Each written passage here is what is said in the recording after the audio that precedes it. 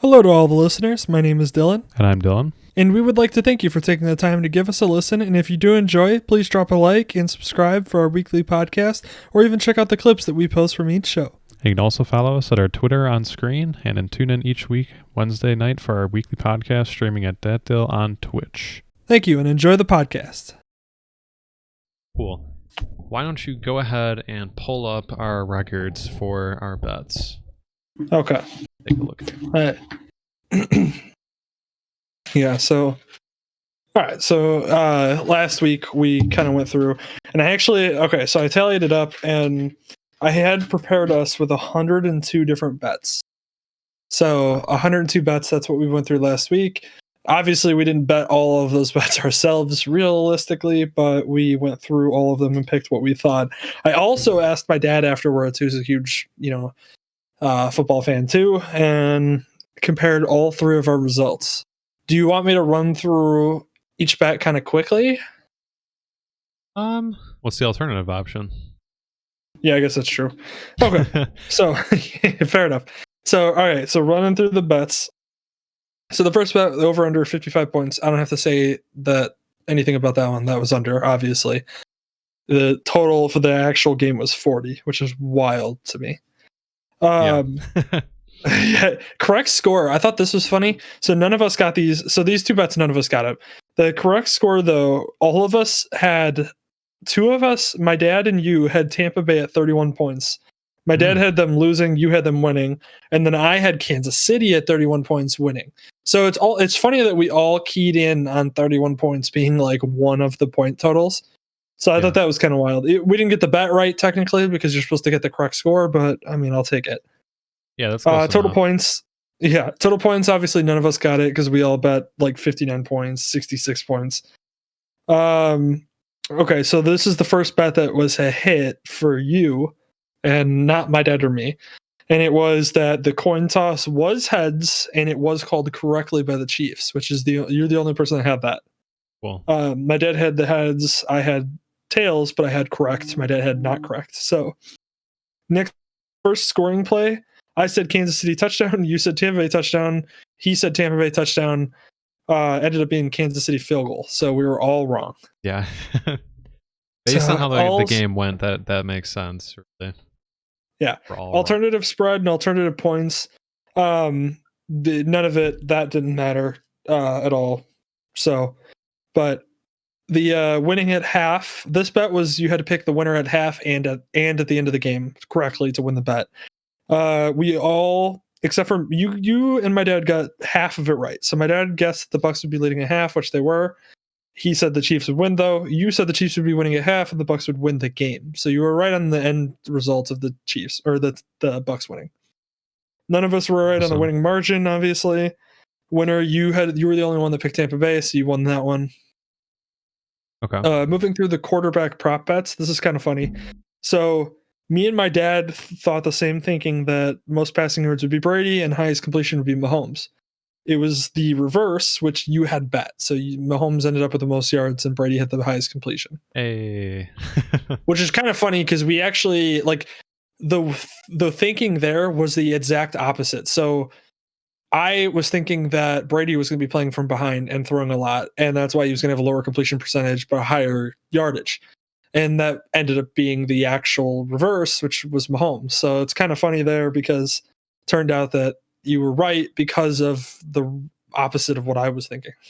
Yeah. This is a fun one that I got right. The last play of the game being a QB kneel. I said yes. You and my dad said no. I was correct. I thought that was hilarious. The way you wanted to be. Oh no, 100% no.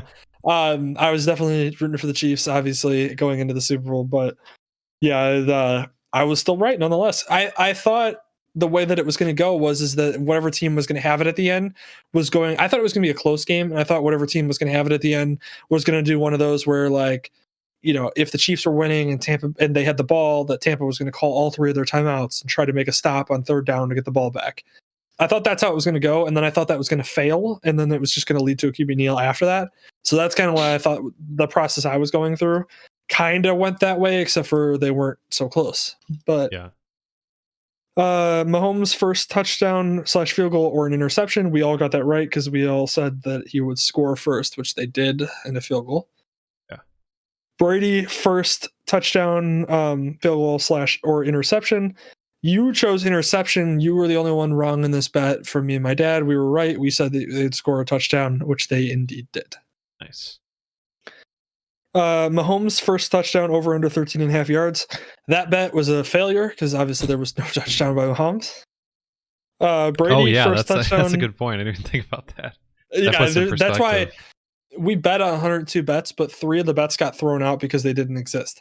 Oh, okay. Yeah. So, and we'll go over the other 2 later. Well, there's another one here in a second, actually, but then it was over under for Brady, 12.5 yards. So you, me, and my dad said under. All 3 of us did, and ended up being under because it was like a 7-yard touchdown to Gronk. So yeah, we all got that right. Sacked first, we all said Brady. It turned out it was the Chiefs. I went through play by play, and it was definitely the Chiefs. So that's the way the cookie crumbled there. First interception, I said Brady, you said Brady. My dad actually ended up saying Mahomes, and he was the only one that was right there. So it's funny when I go through these bets, you'll see, because it's just so odd where like some of us were right and some of us weren't. And you'll kind of see that. Like my dad got on like a line of thinking later in the game that he was right on 100%, whereas like me and you weren't. And then there's like at one point you were on a line of thinking that you were right for, and then I was on a line of thinking that I was right for. It's wild how it turned out. And then there's also some crazy things where like the number line for certain bets was like dead on by Vegas, that it's one of those where you just go like whatever line Vegas puts as the final line for the game, you should pay attention to that line, and you just know it's going to be really close to that line on one side. Doesn't matter what side, obviously you don't know, but it's going to be really close to that number. Which is crazy. Well, the funny part was the over-under in points. The final line ended up being 56.5. So they actually raised it a point because it was 55.5 when we bet it. Right. So that was kind of funny too, because they actually raised it expecting it to be closer to 55 instead of 54. So just a fun little tidbit there. But anyways, to continue with the bets, because we got to get through these. So yeah, that got thrown out. Then the next one that got thrown out was the second bet that got thrown out was Mahomes touchdowns quarter through 1 through 4. Obviously, nothing happened, so we were all wrong there. Yeah. Brady touchdowns. You and my dad said yes every quarter. I said quarter 1, 3, and 4. It actually ended up being 1, 2, and 3. So we were all wrong there because we said just every missed quarter. Out. Yeah, you said yes to every quarter. Wow. Yeah. Mahomes' first pass to completion ended up being yes. All 3 of us said that.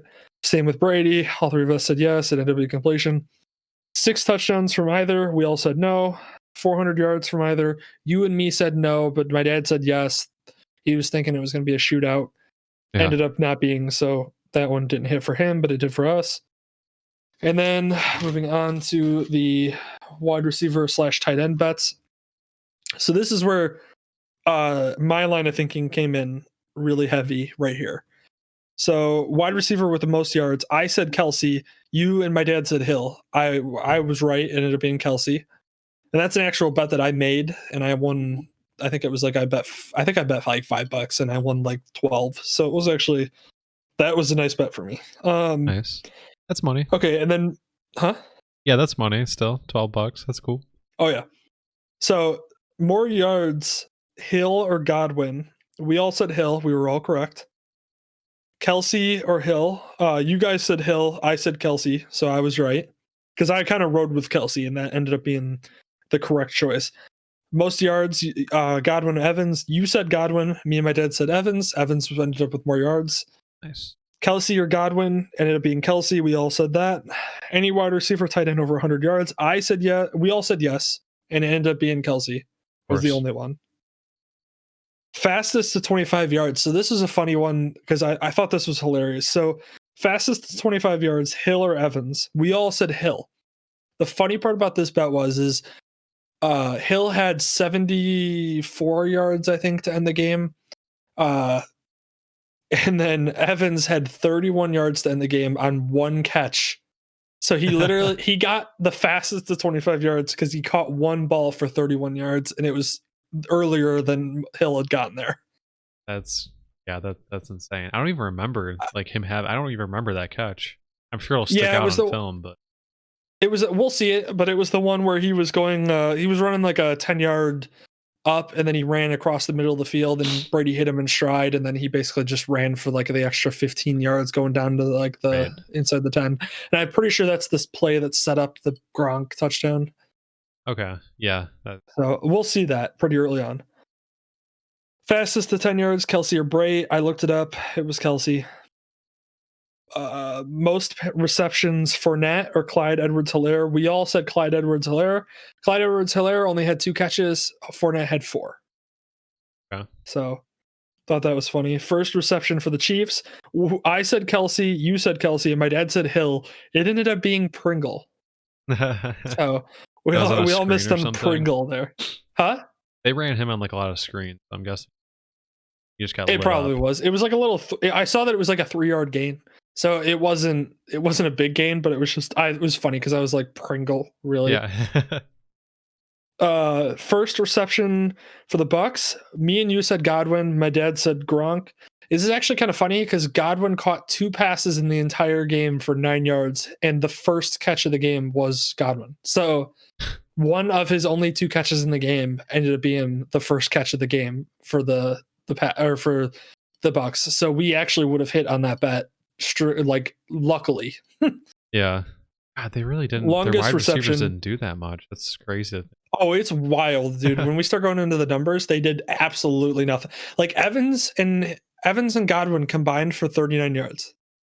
Wow. Like, if I told you that at the beginning of this, that Godwin and Evans were going to combine for 30, I'm pretty sure if you add in Bray, I think like they all combined for like 60 yards. So basically, it just pretty much all went to, well, mostly Gronk and running backs. Yeah, which is Brady 101, which we'll go over when we get there. Yeah. Longest reception. I said Evans, you guys said Hill. I was close. It ended up being Kelsey for like 37 yards or something like that, but Evans had the second longest at 31 yards. So Hill had like the short passes. Like he made one for like 17 yards, but that was it. Yeah. For catch first, Godwin or Evans? I said Evans. You said Godwin. My dad said Evans. Godwin was the one with the first catch of the game. Kelsey or Hill ended up being Kelsey, which me and you said. My dad said Hill. He was wrong. Gronk or Brait? I said Brait. You guys said Gronk. Ended up being Brait, which I was happy about. Yeah. Fournette or Jones? You hated Fournette absolutely, so you never put him for any of these bets receiving wise, and you were dead wrong apparently. I was dead wrong, but he dropped like twice as many of his passes that he caught. If I'm remembering correctly. Listen, it was playoff Lenny. Yeah, well, I had the right line of thinking. He was just much more successful than I would think. Yeah, so that was fun. Fournette Jones ended up being Fournette Williams. And then this is the third bet that got thrown out. And it was first reception, Jones or Bell. Neither of them caught a pass. Okay. So that's why that bet just got thrown out, because it was like, all right, I guess neither of them did. So did Bell just like pass block? What did he do all game? I don't even think he played. Did he play a snap? I guess not. I don't remember even seeing. Like, I went through the game play by play, and I don't even think I remember seeing him. Fun fact, by the way, LaShawn McCoy got his second Super Bowl ring, back-to-back Super Bowl rings. Never played a snap in either game. Spectacular. That's like, yeah, that's literally a technicality one, but it's I'm sure amazing. He doesn't care. You probably don't remember because you weren't paying attention to basketball at the time, but that reminds me of Udonis Haslem, who was like on the edge of the bench for like the Heat for like 2 of those titles. I was thinking James Jones. No, I'm thinking James Jones. I'm sorry, James Jones was the one that did that. Udonis Haslem was actually productive during those like 2 wins for the Heat. Gotcha. Okay. Now we move on to the running back bets, which I hit on almost every one of them. I missed on one of them, which I thought was funny. So total combined yards over under 182.5 is when we saw the line. I don't know if it moved. I didn't check. But We said the over. My dad said the under. It ended up being the over. So we were right. Kansas City 90.5 ended up being the over. I said over. You and my dad said under. I was right. Perfect. Tampa Bay yards 92.5. I said over. You said over. We were both right. My dad said under. He was wrong. Kansas City rushing touchdown. This is the only bet that I didn't get right. Obviously, that was a no, even though all three of us said yes. Yeah. So Tampa Bay rushing touchdown. I said yes. You said yes. My dad said no. So we were both right. Any rusher over 100 yards, we all said no. We were all right. So looking at the stats at the end of the game, nobody went over 100 yards rushing. Actually, yeah, I thought, but that makes sense. Yeah, but they were kind of running back by committee a little bit there. Yeah. Okay, total offensive yards was 799.5. You said over, me and my dad said under. It ended up being like, I did the math, I like had to add it together.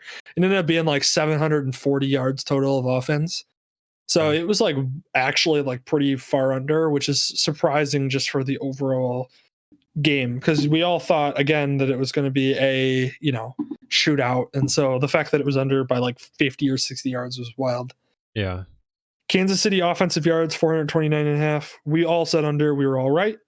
Tampa Bay 370 yards and a half. I said over. We all said over. We were all wrong, and it ended up being, I think they ended up having like, it was like 320 yards total or something like that. So again, they were deep. They were pretty far under that.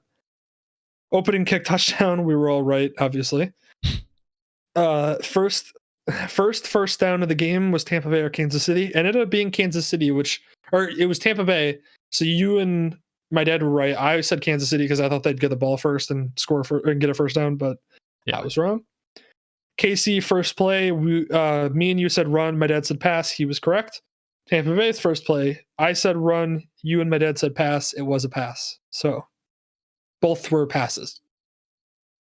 Fumble in the first half, I said no, which was correct.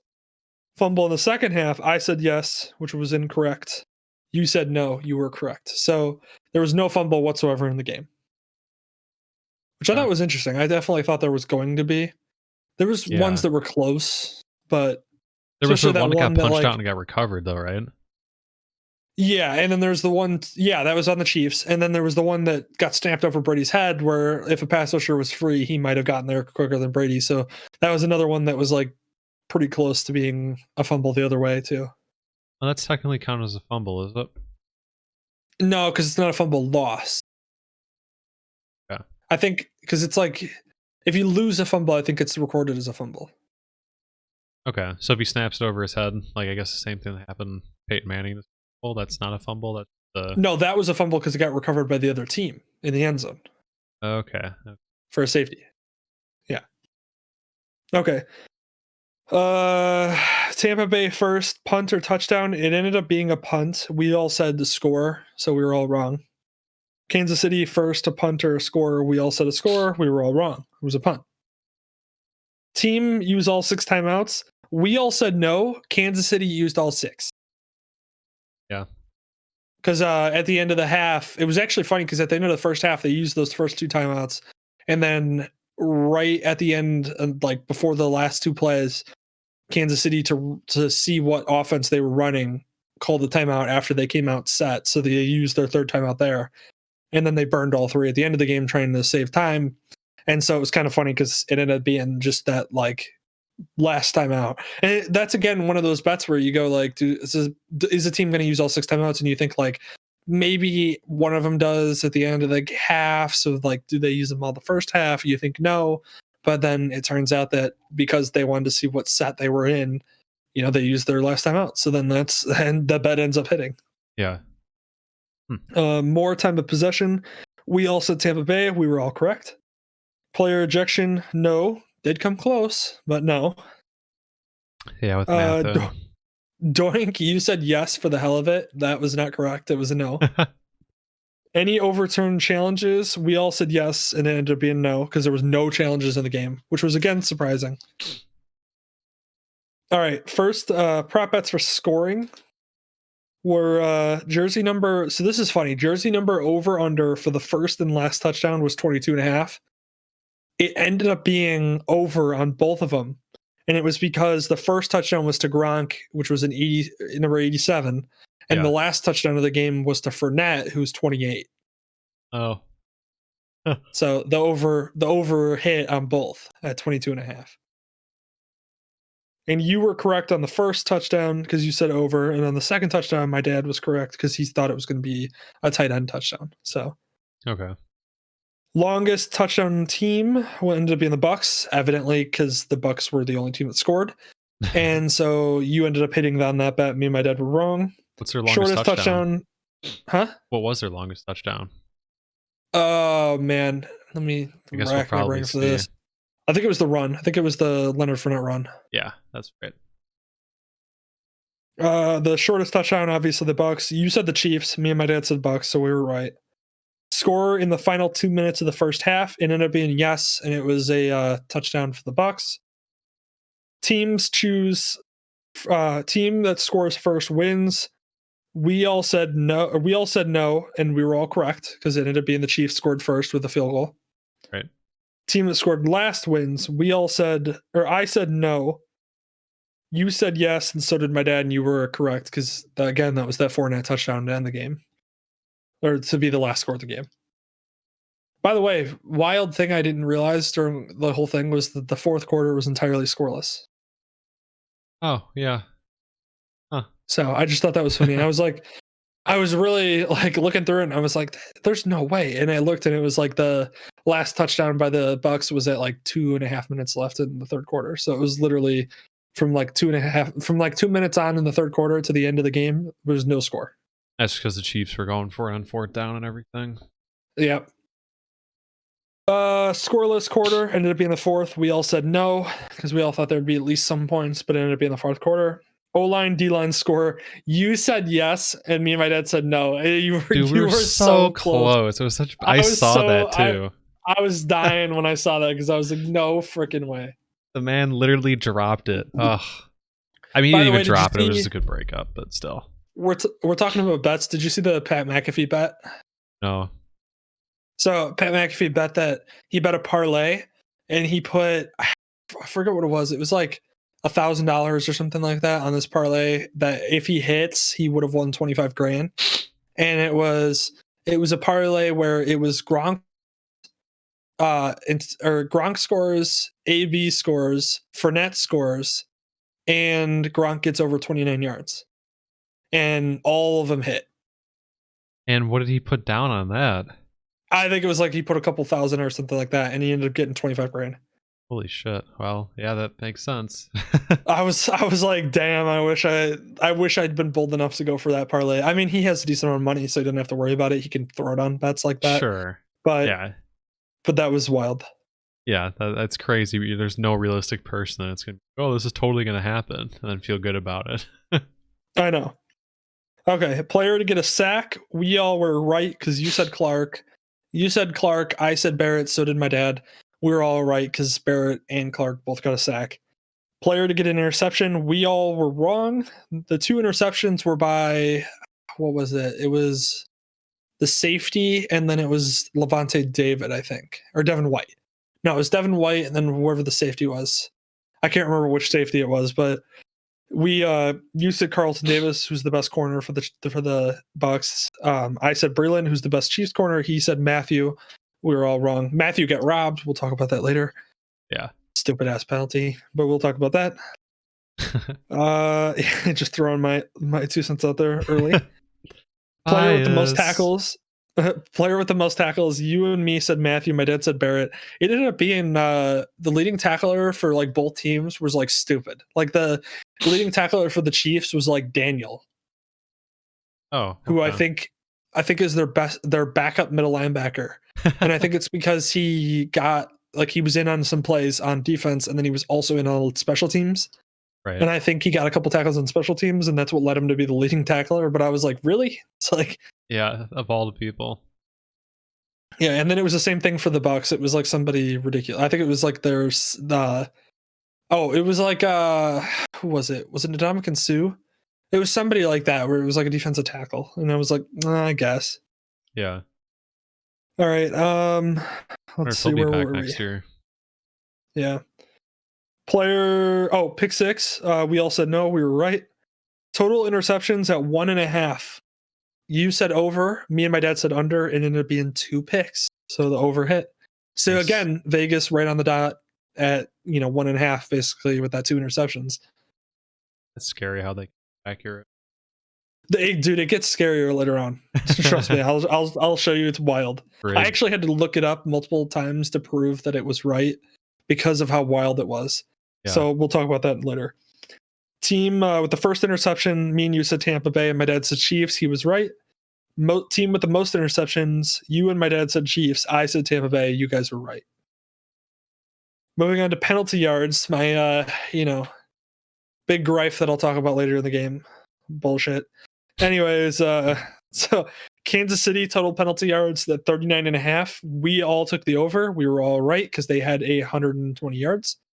Yeah. Tampa Bay over under penalty yards was 39.5. I said over. You said over. So did my dad. We were all wrong. It ended up being the under at 39.5 points on the bet. The under hit at 39 yards. Oh my god. Yeah, that's 39 funny. penalty yards. I had to look it up because I was like, there's no way.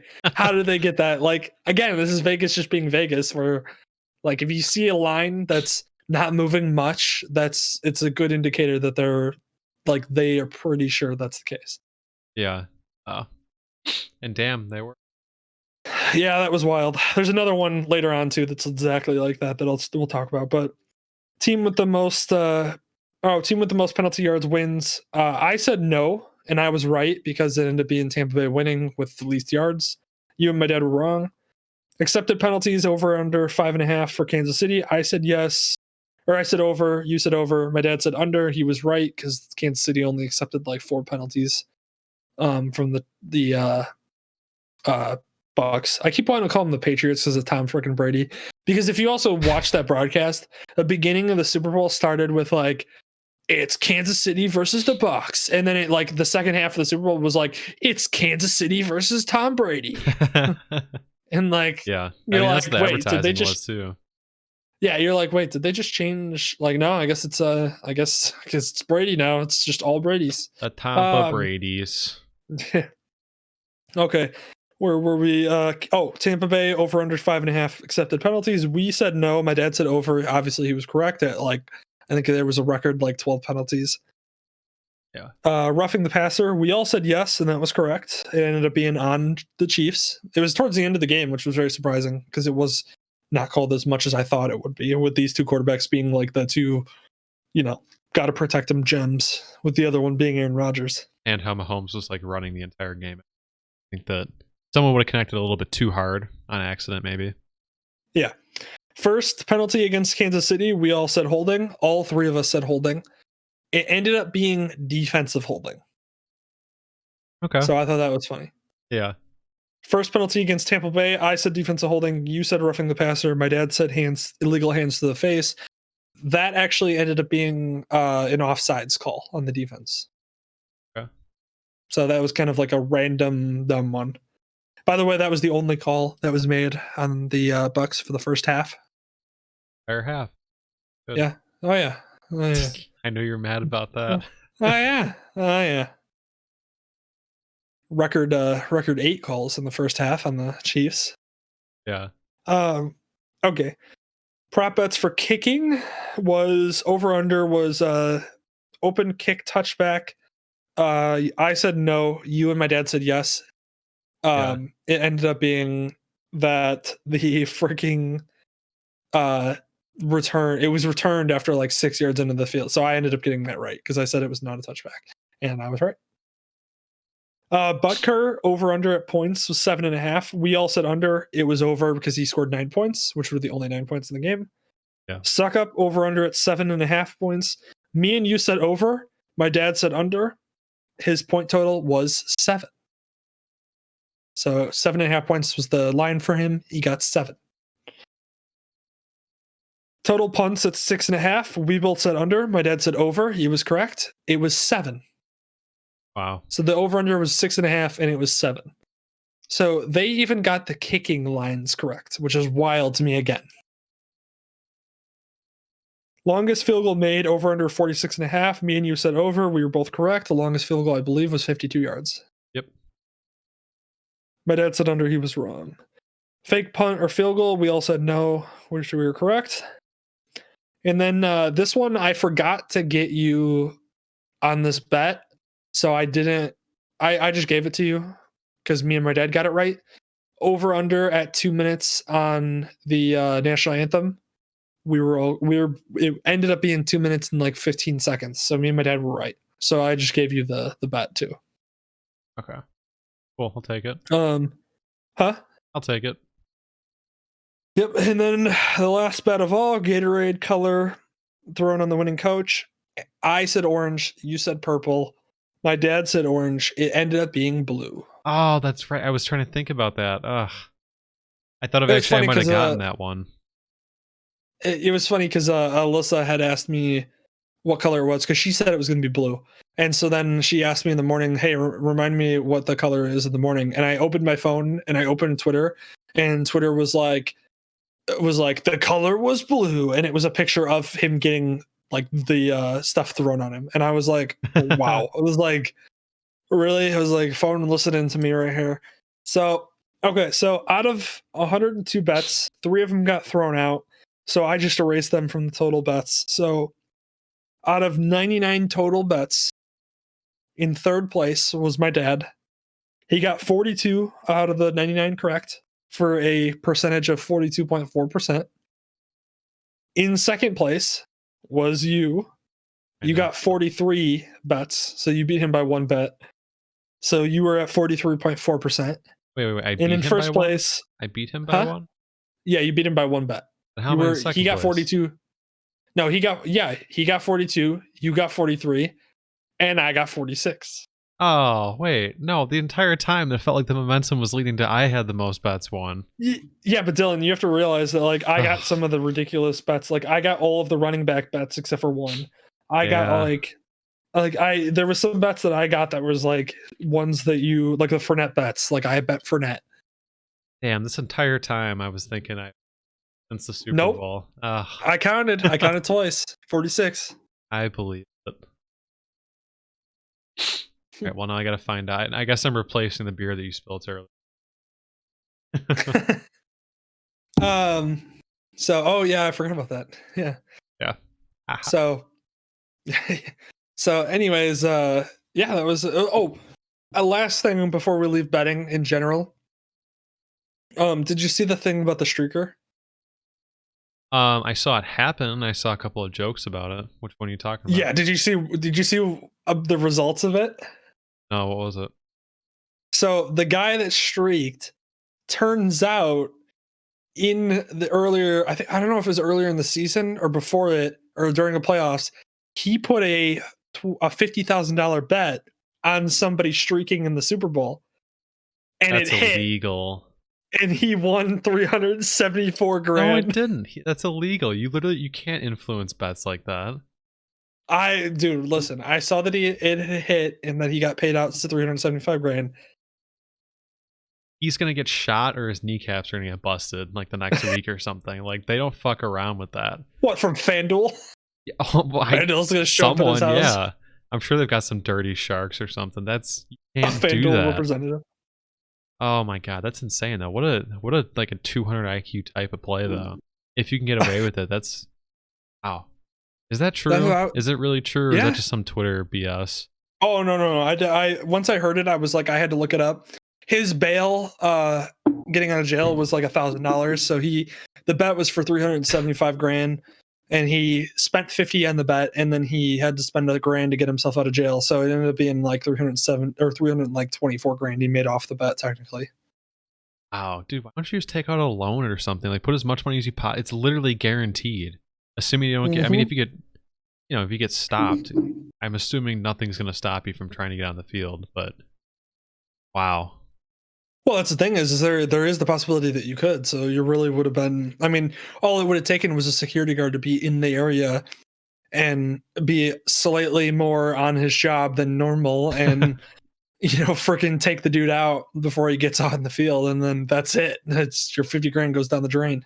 I guess, but I mean, at that point, I'd rather just You got to call it. That's a sure bet you're ever going to get in the world because you literally are making it happen. But I also thought it was hilarious because if you look at when he ran on the field with like 6 minutes left of the fourth, so the game was over. Like he'd already like the game was pointless. Like it was like you knew the Chiefs were losing, so it was like it was hilarious to me because this guy was like, not only did he get to enjoy the entire Super Bowl, but he also got paid out $375,000 just like that. yeah. Oh, that's a good way to do it. I mean, you saw the Super Bowl; it's over with at that point. You get to miss a celebration, but who cares? Just made $250,000. Well, and I'm sure their celebrations limited because of the COVID, because of COVID and like everything. So, but wow. Anyways, I just wanted that. I thought that was hilarious. I saw that article and I had to like do some research of my own to see if it was right, and I did, and it was correct. Yeah, it's fun. I actually didn't know that one. That's pretty cool. So, well, okay, cool. Thanks for keeping track of that, even though you probably rigged it since it looks like you won anyways. I did not. I swear to God. I just got lucky because, like I said, there were certain lines where I was like, like I was in support of Fournette not being Brooke Hands like he was the last game. Yeah. Well, and I was right. That's the day out for. Hey, the winner. We got the winner right, so we'll take. Yeah, I was to say you're the only one that got the winner, so. Yeah, I love that. I'll stick with that, even though the scores are drastically off. But yeah, well. Also, by the way, I just want to point out for people watching at home, the outfit I'm currently wearing is the drunk as fuck Tom Brady outfit. I didn't think that was. I actually thought when I saw that for the first time that was. I thought it was either just like a look-alike or something, or it was just like a meme post or something from like a really old video somewhere else. Oh no! I'm glad that was authentic. I saw the video of just blacked out Tom Brady and was like, "That's absolutely hilarious." And I was like, "I'm like 99% sure I have the stuff to make this outfit," and I just went around my house and found it. So. I mean, that was the best part about that is like that incrementally came out throughout the day, and that wasn't even like the end of the day. That was literally going on to the parade, I think. Like he started out going to the parade like that. So he was, dude, Tom Brady was blacked. I mean, there's no way that man remembers the ending of that parade. I mean, if you have his diet throughout the year, he probably had like a Sam Adams and was just like blacked out immediately. Oh, he definitely. No, Dylan, no way. He 100% drank like 2 Coors Lights and that was it. He's gone. There's no way that Tom Brady was drinking. What does Tom Brady drink for? I feel, well, you know what? Orphan blood, probably.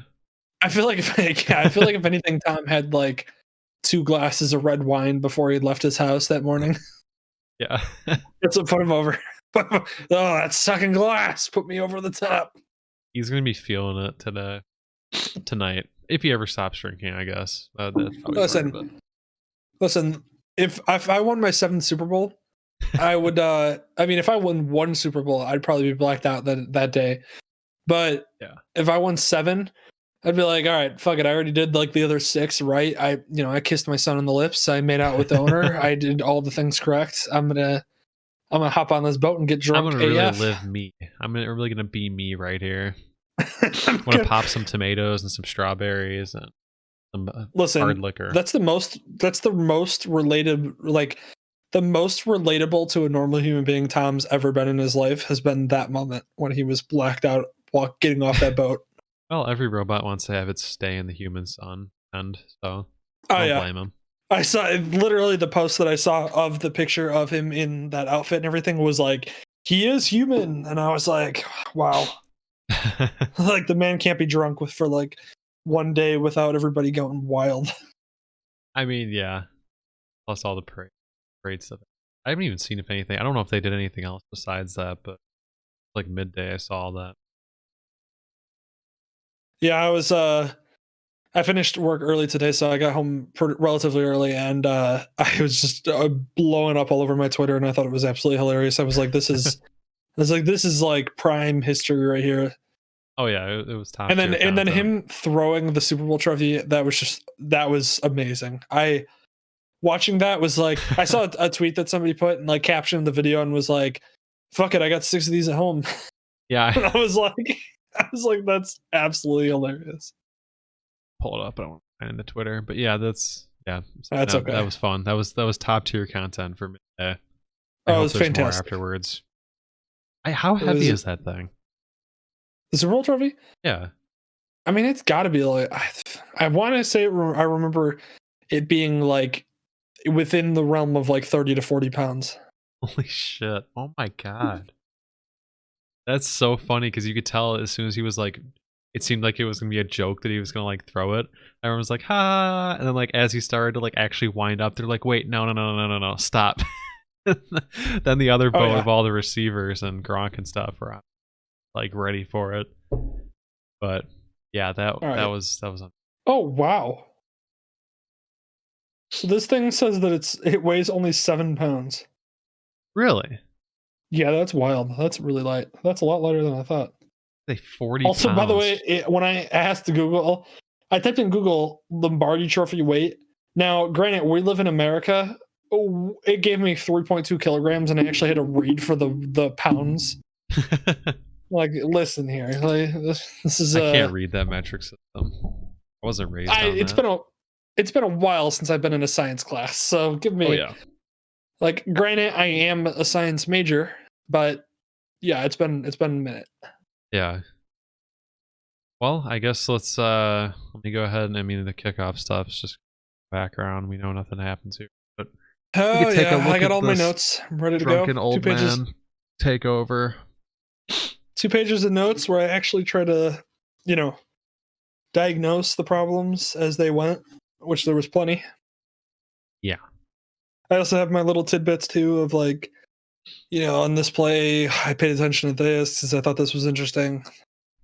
Also, by the way, I just want to point out that like I understand that COVID restrictions and everything are important, but why on earth in a football game where nobody is wearing a face mask or anything of any kind and are going to be in close proximity, why is there only one captain walking out on the field?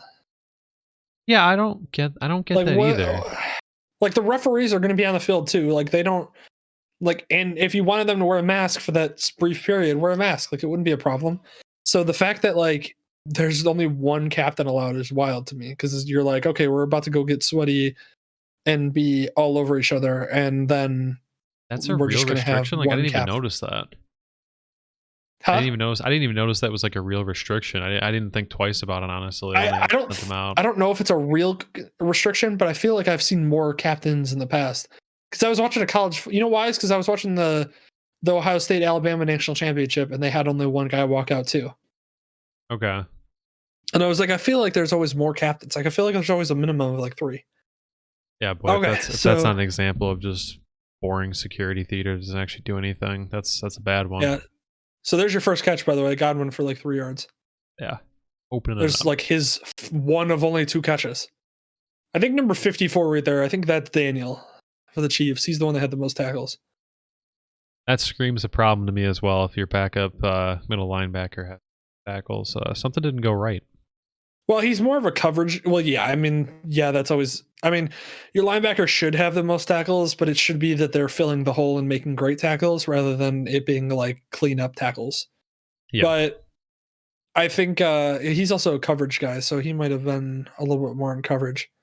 So all I noted basically was this first drive. There's really nothing to note because the drive ends very quickly. But the only thing I did note is that you start to see the Bucs kind of get into their game plan of what they're going to do, which is the quick passes, to kind of establish a rhythm for Tom Brady, and then Brady also playbook. Huh? The Brady playbook. Quick passes. Well, dude. One of my notes is that the Tampa Bay did the Brady playbook or the Brady formula, which is screen passes, short passes, and dump offs to the run. Yeah. Like that's what they do, and that's what he's done. That's what he's done well. And there's nothing completely wrong in that because obviously it works. Hence Super Bowl number 7.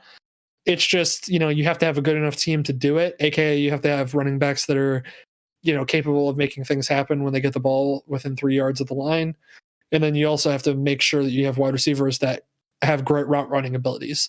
So that's why you see Brady constantly have like an Edelman or like a Wes Welker Wes Welker early in his career, Edelman, Amendola, guys who are slot guys who are great route runners who get off the line well and can get open quick, and that's why they get those quick passes. Yeah.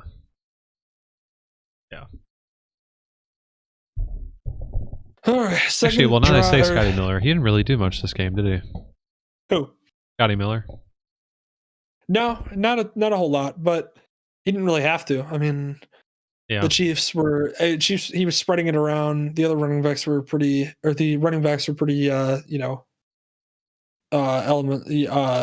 important in this. Yeah. So this first drive right here, I thought this first drive was interesting for the Chiefs actually, because the thing you can see, obviously they're getting pressure on Mahomes pretty early on. But what I did see was that he's getting the ball out quick, which I thought was something that they went away with later in the game. And I know that you're down and you're trying to make those big plays that they're characteristically they get. See, this is where you see the pressure coming. Yeah. But it's just one of those where I'm like, I don't understand why they didn't do this, like coming out of the second half, for example. Like, why they didn't go with those quick hitters and quick runs? Right. Yeah, it seemed like they switched to a more, I don't know. Did they pretty much just go for home runs the whole way out? Yeah, they just started running their Chiefs offense, which is where literally they just start, trying to go for the big shot, or try to get big gains. Yeah. So here, this right here, this first run, when I was watching this live, I as soon as I saw that run, I was like, oh no. I was like, because I like, you look at Mahomes, he is just not running smoothly or not running like he normally does. Yeah. Like he's not making cuts. He's just running in a straight line and not very fast. So when I watched that live, I was like, oh no, that's not good. So what's interesting that I read about that is that apparently they can only get one painkiller shot, I guess, during a game. And I mean, people were just kind of theorizing that he was running out, or it pretty much wore off in the second half because he was way more hobbled. I thought he looked okay to start out. Not only did it wear off, but it also probably just wore on him. I mean, my favorite stat of the whole football game was that Patrick Mahomes ran for 497 yards behind the line. Yep. And that to me is just hilarious because that just tells you how bad this was for the offensive line. I mean, this was historically bad. And what's funny is, which we'll talk more as the game goes on, but their run blocking wasn't that bad all game. It's just their pass blocking was just atrocious. There was at one point I saw Shaq Barrett. I don't know if it was a sack that he got or if it was just a pressure, but at one point Shaq Barrett put a swim move on, or not a swim move, a rip move, where he just ducks the shoulder down and kind of rips through underneath the block. And it was literally, it was like the blocker just was like a revolving door. An example of a revolving door, I was just watching this out of the corner of my eye. Just there's no even slowing this down. No, on 83 right here. Oh, yeah. I mean, literally, it's just straight past. Gone. Yeah, I mean, he literally just ran around him. It wasn't even, he didn't really put a move on. He put a little stunt where he faked to the inside and then went out. But if a player fakes inside and goes out, you should still be able to beat him outside because he's got a longer distance to go. And it was bad. It was just bad pass blocking.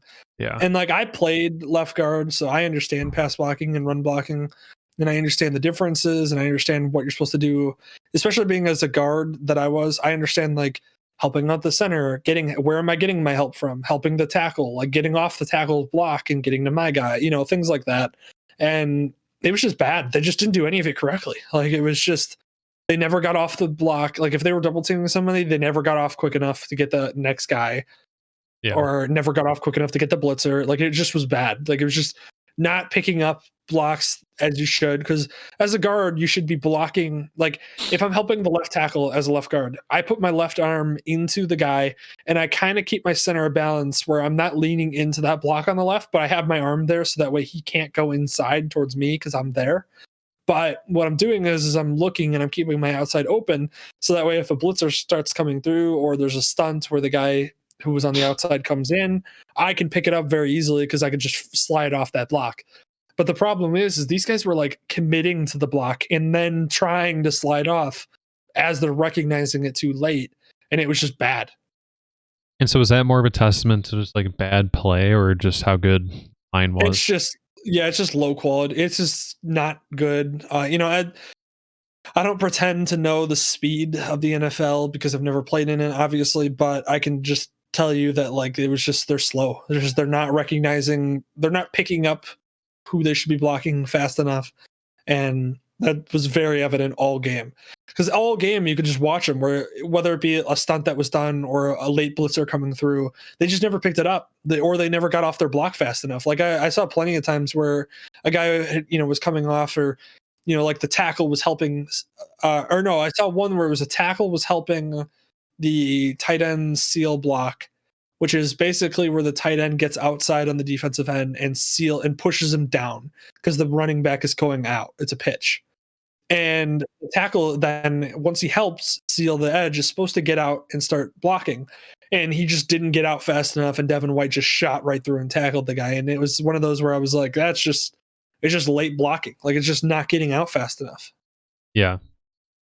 And it's part of it's a recognition thing. Part of it's you have to have the awareness to understand that, like, I see that linebacker who I'm supposed to block shooting fast, and so I need to get off this block faster than I normally would. And if it ends up failing because I got off too fast, the play would have failed anyways. So you're kind of trusting your tight end there, but like we're in the NFL, so you should trust your tight end to at least somewhat block the guy enough. So you shouldn't have to worry about the inside guy, and you should only have to worry about the linebacker shooting through the outside gap. But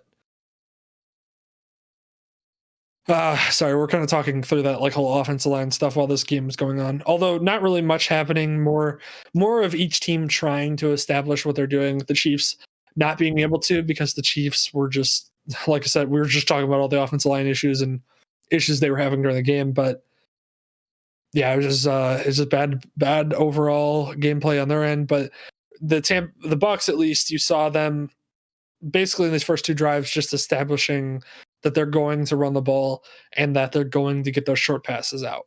Here we have a 1 second. I'm going to turn your video. My video?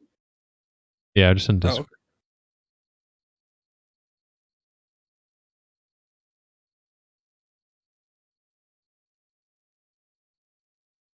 Back. Okay. Okay. Mm-hmm.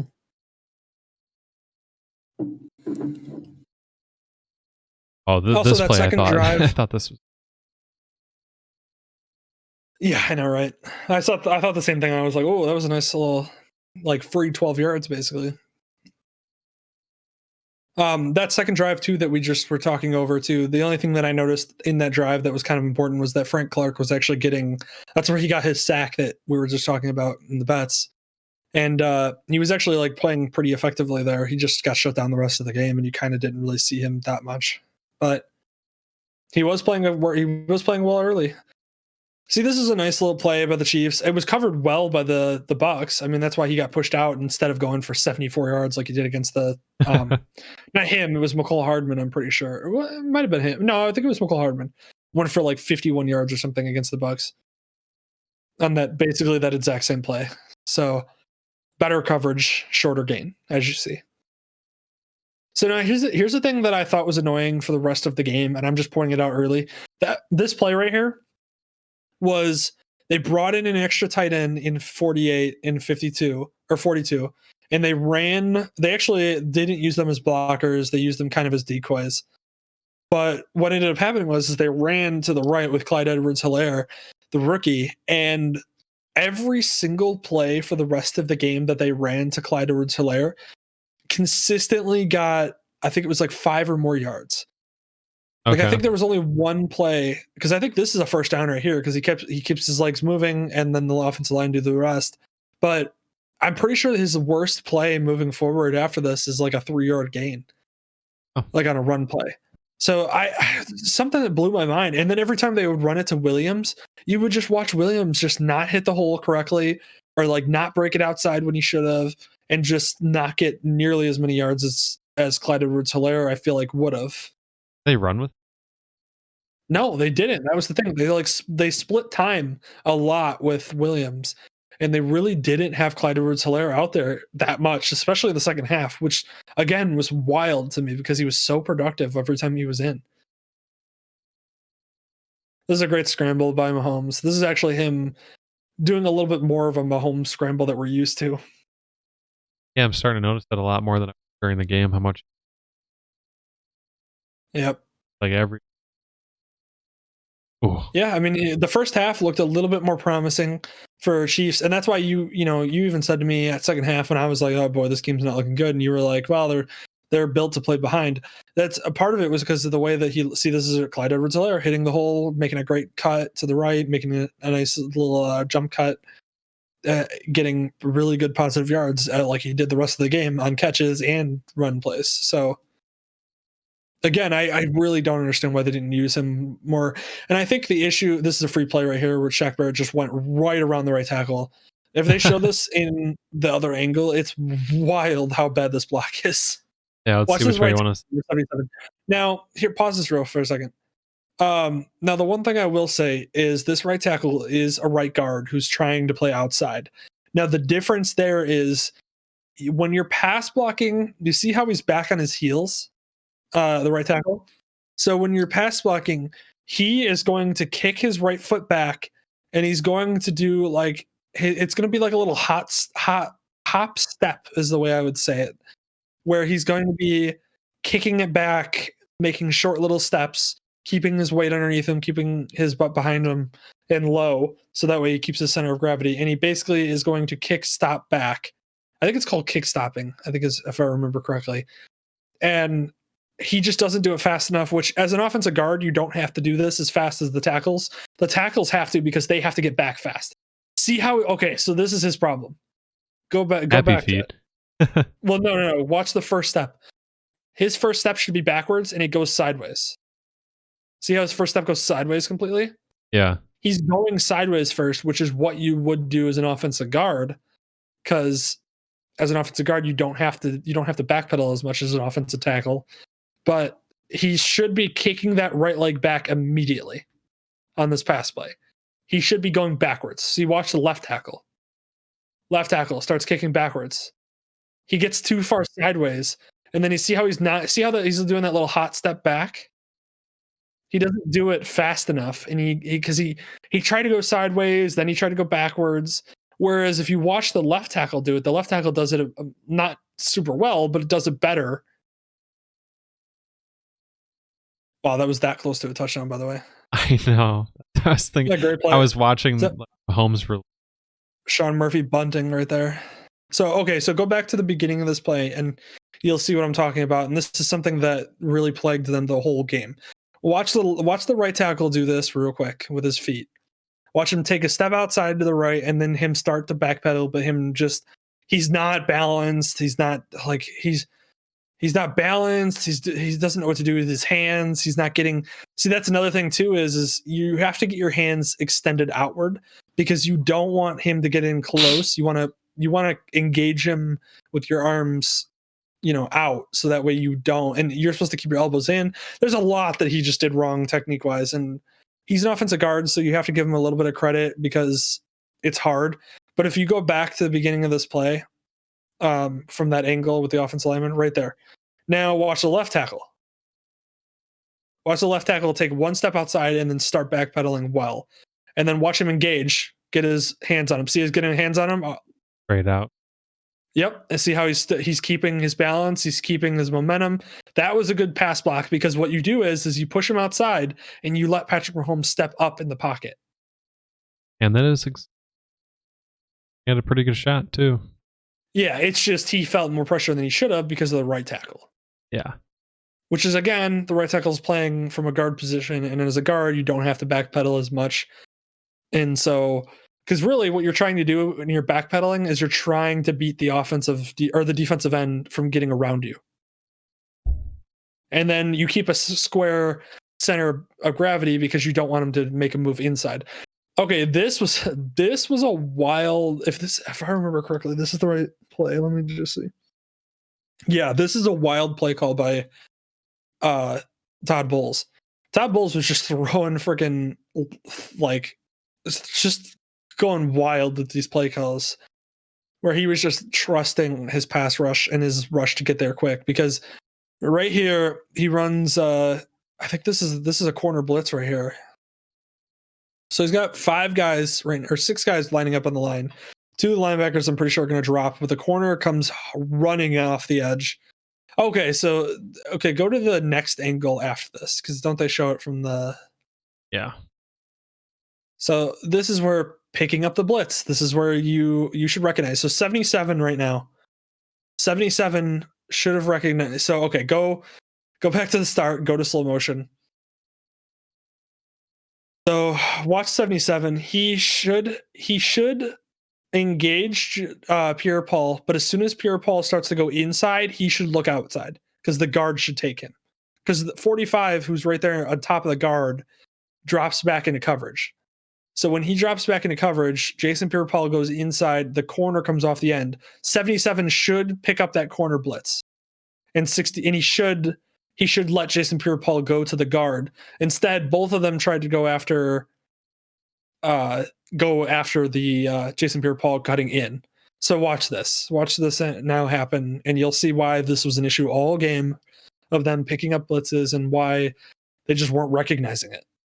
So, and I'm not trying to pick on 77 as an offensive lineman, but like, see how he just lets him go. Yeah. Now here's the thing: he might have let him go.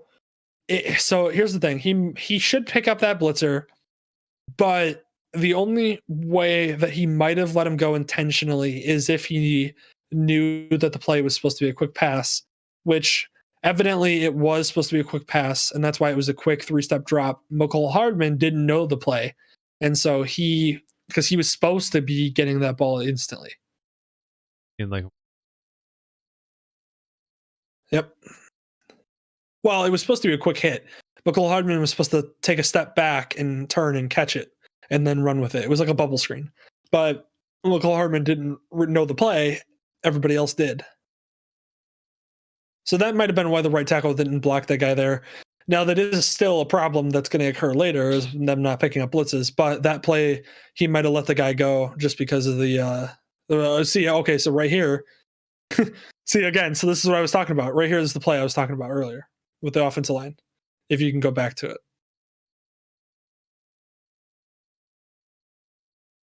Oh, hey, actually, I want to show it. Yeah, it's highlighted. Okay, so this is the play I was talking about. So when they show the other angle, you'll see number 73 help out the right. He helps the left tackle seal the edge, and he doesn't get out fast enough. He doesn't get off the block fast enough. He gets like himself caught up. So you watch. See, like who's he helping there? And then because he's not helping, because he's not getting out there fast enough, because you're supposed to pull. He's supposed to turn and pull. And 75 is going to come down on 50. Yeah, he's back. He's not pulling. Like, he's doing a weird, and because he didn't pull correctly, he didn't get out fast enough to pick up Devin White, number 45, and he makes the play. So that's where, again, you see the offensive line just not, the skill level's not there. Because like when I was playing, you would pull, and the way you pull is you take, if you're pulling as the left guard, you take your left foot and you open your hips immediately, and you start making a beeline down the offensive line. I don't know why he was like sidestepping the left tackle when the left tackle is supposed to crack down anyways. Because either he picks up Jason Pierre-Paul or he picks up the linebacker. And so Jason Pierre-Paul went inside, so he didn't have to pick up him, but he should have been there to pick up the thing. See, this right here, again, you got to make this play. If you're Tyreek Hill, you have to make this catch. Like, you're paid a ridiculous amount of money. Your what an insane throw. Still, like, look at the base. It's absurd. It's absurd, the accuracy of this throw, because he throws it in between a defender over top and a defender underneath and freaking hits Tyreek Hill in the face. And it's like across his body, not off of his back foot, like a sidearm. What? Oh yeah. It's unbelievable. The throws that Mahomes were making in this game on one foot is just, it's ridiculous. Look at this.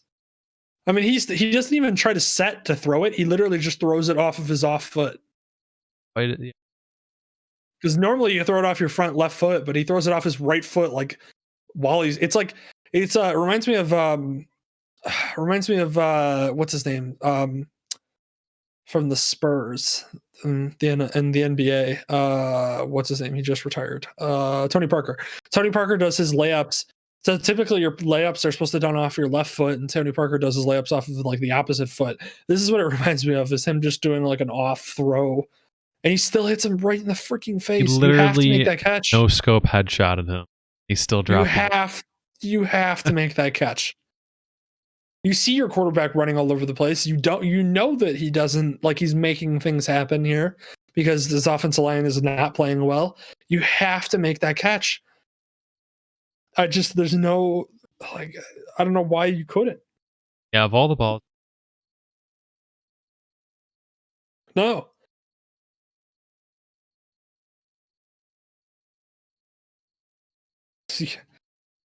So, it was ridiculous. It was absolutely ridiculous. And it was vintage Patrick Mahomes.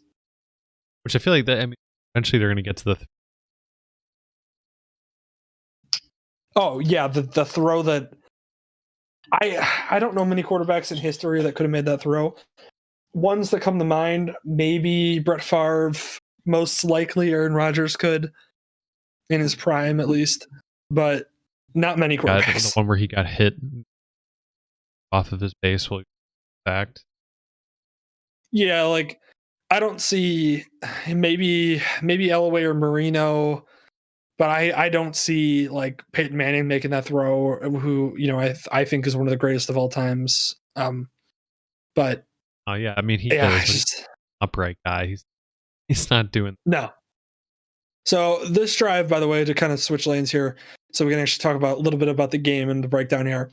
So if you notice something right here, which I thought the Chiefs should actually take a lesson of, is when your offensive line is not good. Which the funny part is the Bucs offensive line is good, and that's why you saw them pound the ball the entire game. But you bring in extra tight ends to block.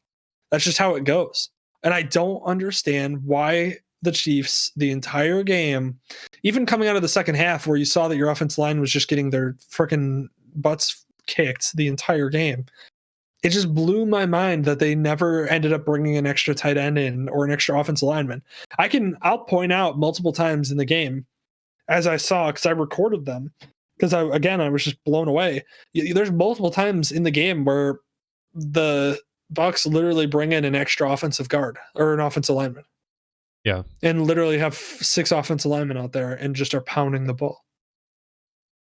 Like, even on this play, Gronkowski's a blocker. Like, he's an extra blocker. Like, watch Gronkowski on the right. He's an extra blocker. Or on the left here. See, he's blocking the linebacker, and the running back sneaks out, and, Tom Brady, there was a miscommunication.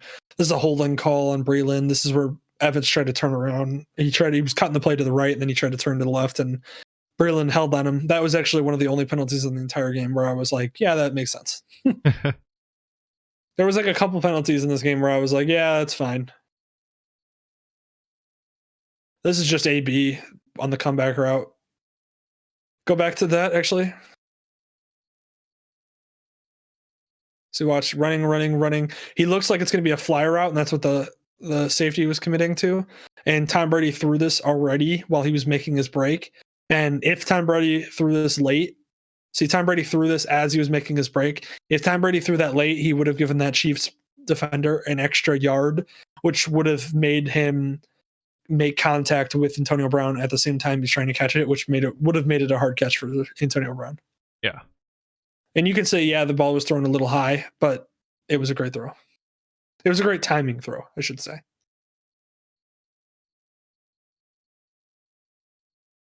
Yeah. Well, and AB also was acting like it was going to be a fly route where he was just running down the field, and he made the comeback route kind of high in the route, because that typically the comeback route doesn't happen 12, 14 yards down the field like it did. So here's that pass to Bright, who had the longer play. I think it was the first catch for the tight ends was Bright right here. This is just a solid screen. Just Brait acting like a blocker for a second and then gets a screen, and then offense linemen are already getting out there. And yeah, it's just, I mean, that's what Tom Brady's done his entire career, is throw screens to the linebackers and running backs, and that's what the Bucs did, and they did it well. Even this, see, like right here, like right here, go back to the beginning of this play. So right here, watch Brait move into a fullback position. Like he moves into a fullback, yeah. He shifts and moves into a fullback position as lead blocker, and then hits the hole as a lead blocker. And I don't understand why the Chiefs didn't do this. See, watch. He comes in, fills in. I mean, yeah, he didn't make a block, but he didn't need to. But he was ready to. Yeah, I mean, he was there. He was at least in the hole. And then Fournette, breaks it outside because the blocking's there, and he didn't actually make contact with the Chief. He literally made contact with his own player and then broke it outside. But that just goes to show, like, I don't understand why the Chiefs didn't do that more often. I don't know why they didn't bring in, like, they actually have, I had to look it up because I was curious. Sherman, if you remember the fullback that was like for the Chiefs last year. Sure. You don't remember? You remember him? The Sherman? He was like a stud, like, fullback that they had, that they would like run short passes to and everything. Yeah, like he was on the roster for this game. Throw him in. I was thinking like immediately if they're tight ends like Kelsey. I don't know.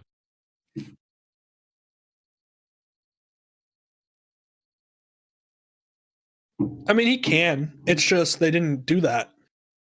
Like, primarily he's a receiver, and I get that you want him to use it. Oh, so here's beautiful screen to Gronk. And they actually ran this screen, I think, at least 2 times, maybe 3 times in the game.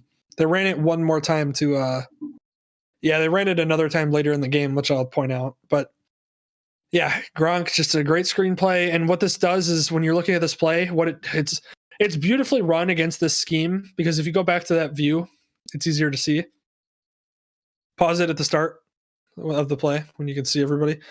So you see how there's a corner at the bottom of the screen, obviously, on Evans. So Evans is going to go in on the slant, which the corner immediately tries to take away by trying to cut it off. So he is going after Evans hardcore because he thinks Evans getting it on a slant.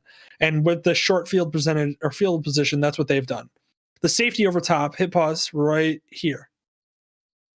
Okay, so because of the run and how much they've established the run, look at all the offensive linemen. Where do you see their feet and bodies going? Yes. And the linebackers read that. So they don't know where the run play is going. They're not looking at the running back or the quarterback. They're looking at the offensive lineman. They're seeing the offensive line move to the right. So unless it's on a counter play, which if it's a counter play, the defensive end on the bottom of the screen at the bottom, right there. Yep. That defensive end is the one that covers the counter play, which is where they fake it to the right and then run back to the left. So he's the one covering that. So that's why he's unblocked. So the running back should make him miss on a counter play. Don't hit play just yet. Let me finish this little bit. So he's got that counter play taken away. That's his job. So what he does is he stops the line and waits. Now the linebackers, because of how much they've run the ball, they immediately bite on this fake hardcore. And they don't even see Gronk until it's too late sneaking out underneath. You can see him right now. They don't even see him sneaking out underneath because they're just so focused on where the offensive line is going because of how well the Bucs have run the ball this whole game so far. They are automatically trying to cut that off as fast as they can, especially because of how close they are to the touchdown. The safety over top is kind of frozen because he's also looking at this and seeing that the run might go to the right. So he's frozen in his position because he is the safety valve. I mean, if the running back breaks through on this play to the right and breaks the linebackers, he's the last guy in defense, so he's got to be close to the ball. So automatically, the linebackers right here in this time where we've paused, linebackers are out of the play. There's no way they're making this play. They're already going to the left. Their momentum's going to the left. Unless, one of them is Tyreek Hill, they're not getting over there fast enough. So they're already out of the play. The defensive end that I pointed out that's covering the counter play, he's basically out of the play because by the time he realizes that Gronk's coming across his eyes, Gronk's too fast. He's going to get by him. So he's not going to be able to react fast enough to it because he's worried about the counterplay, and he's not really worried about the Gronk coming out because it's just not something that he is seeing in this play immediately as you see it's developing. And then Evans is coming hard on the slant inside, so that corner is trying to take that away because the safety is there, but he's worried about the run, so he's really not helping on the pass. So that corner really has to take away that slant because if Evans got by him, that's a touchdown too right there on the slant. So that right there is what makes this play happen, and that's why Gronk sneaks out underneath because everybody's momentum is going to the right because they're expecting the power run to the right. The defensive end is taking away the counter, so he doesn't react fast enough while Gronk comes across his eyes. And the corner of the bottom screen goes with Evans, and that's all she wrote. See, defensive end is cracking down, waiting for the counter play. And Gronk is coming right across of his eyes right now, and he is now reacting too late. Linebackers are reacting too late. Huh? Linebacker. Yep, and you can see that linebacker right there before you hit play. That guy, see, look where his head is. He's looking straight at Gronk, or straight at Brady, because he thinks that the slant is getting hit on Evans. He would be right there at the slant, but obviously that's not where the play's going. And the corner is turned around already, so that's over. He's not going to flip around and get there fast enough. So Gronk makes the catch. All these guys go, "Oh crap, it's going this way." And yeah, I mean, add insult to injury. Oh, he tried to make that. Yep. And that's it. And then Gronk has a free run to the end zone. It's a beautiful play design. And it's established. Really, the only reason why this works is because you've run the ball so well before. Yeah. That's why that's why you hear game plans being like, we have to establish the run before we can run the play action pass. Like that right there is exactly why. Yeah, actually seeing it broken down, pretty cool. Because obviously, it maybe. Oh wow. Yep. You're like, wow, I can't believe nobody covered Gronk. Yeah, of course. Wow, cover like. Well, and you also have to realize too that Gronk never caught a pass this whole game so far up until this point. So Gronk has been used strictly as a run blocker whenever they run the run, or he's been used, he's been in the passing game, but he hasn't caught one. So if you're seeing Gronk, you're not thinking anything of it because you're thinking, you see the offensive line shift down and Gronk was on the line there. You're thinking he's just part of the blocking, but you don't realize that he's sneaking out underneath because you're already so worried about the run going to the left. And that's just how it goes. Yeah. Now, if one of the linebackers was keyed in on Gronk and was following only Gronk, he might have had a shot at making that play. But because he was worried about the run and he wasn't worried about Gronk specifically, he just wasn't. He wasn't able to get there.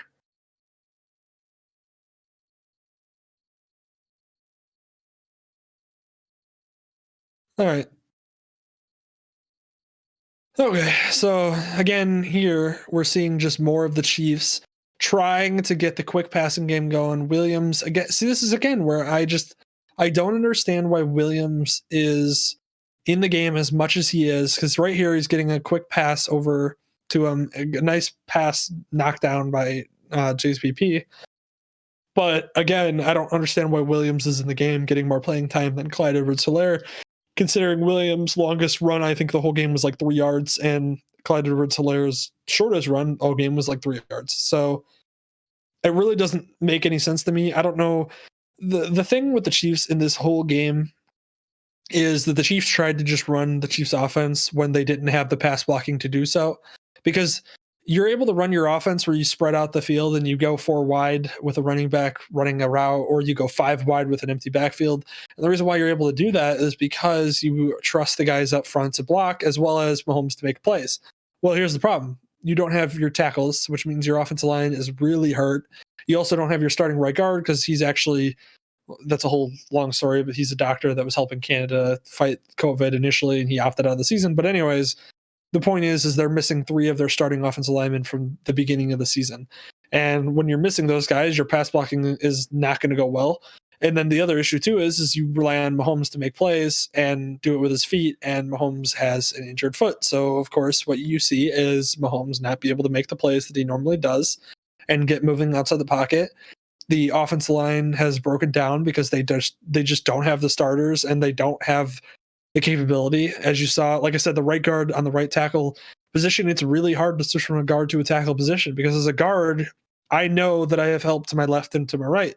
And I know that basically as a guard, my job sometimes will be to take on a blocker head on, but most of the time my job is to recognize where my help is needed, as well as recognizing blitz. Now, when you're an offensive guard moving out to a right tackle, you suddenly have to worry about the edge rusher. And when the edge rusher is, very capable, such as Jason Pierre-Paul and Shaq Barrett are, and they're also speed rushers, speed being the key there, they can beat you outside so much easier, or beat you inside so much easier, just because you just don't have the proper form and you're just not used to blocking guys at that speed. So, but yeah, that's so the last drive, the Chiefs did really nothing. They were trying to establish the quick passes. They did a little bit more of the quick passes, which I think they should have done later on in the game. It just didn't work to success because Williams dropped one and ended up having to punt the ball. And now we are seeing Tampa Bay do the same similar type of offense that I think the Chiefs should have been running the whole game and run it successfully. Also, Brady going through his progressions is the thing of beauty. I mean, he knows football so well, but you watch his head just go from the left to the right here so quick. And that's why he's so good, is because left, sees nothing. Okay, boom, hits the guy to the right.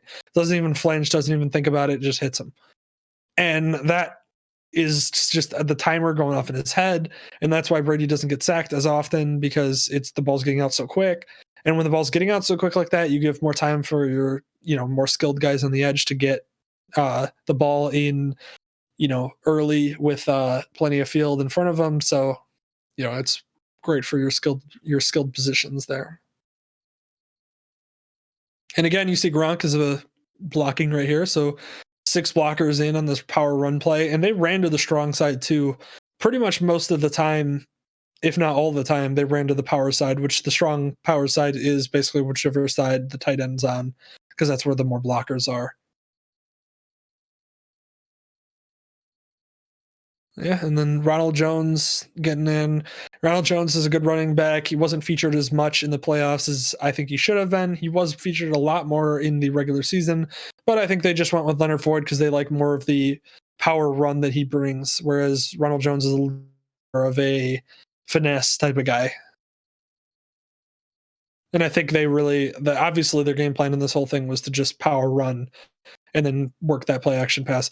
So right here's that 31-yard catch. This is the only catch of Mike Evans in the entire game, which is wild to me again that was his only catch. But right there, that's his only catch, 31 yards.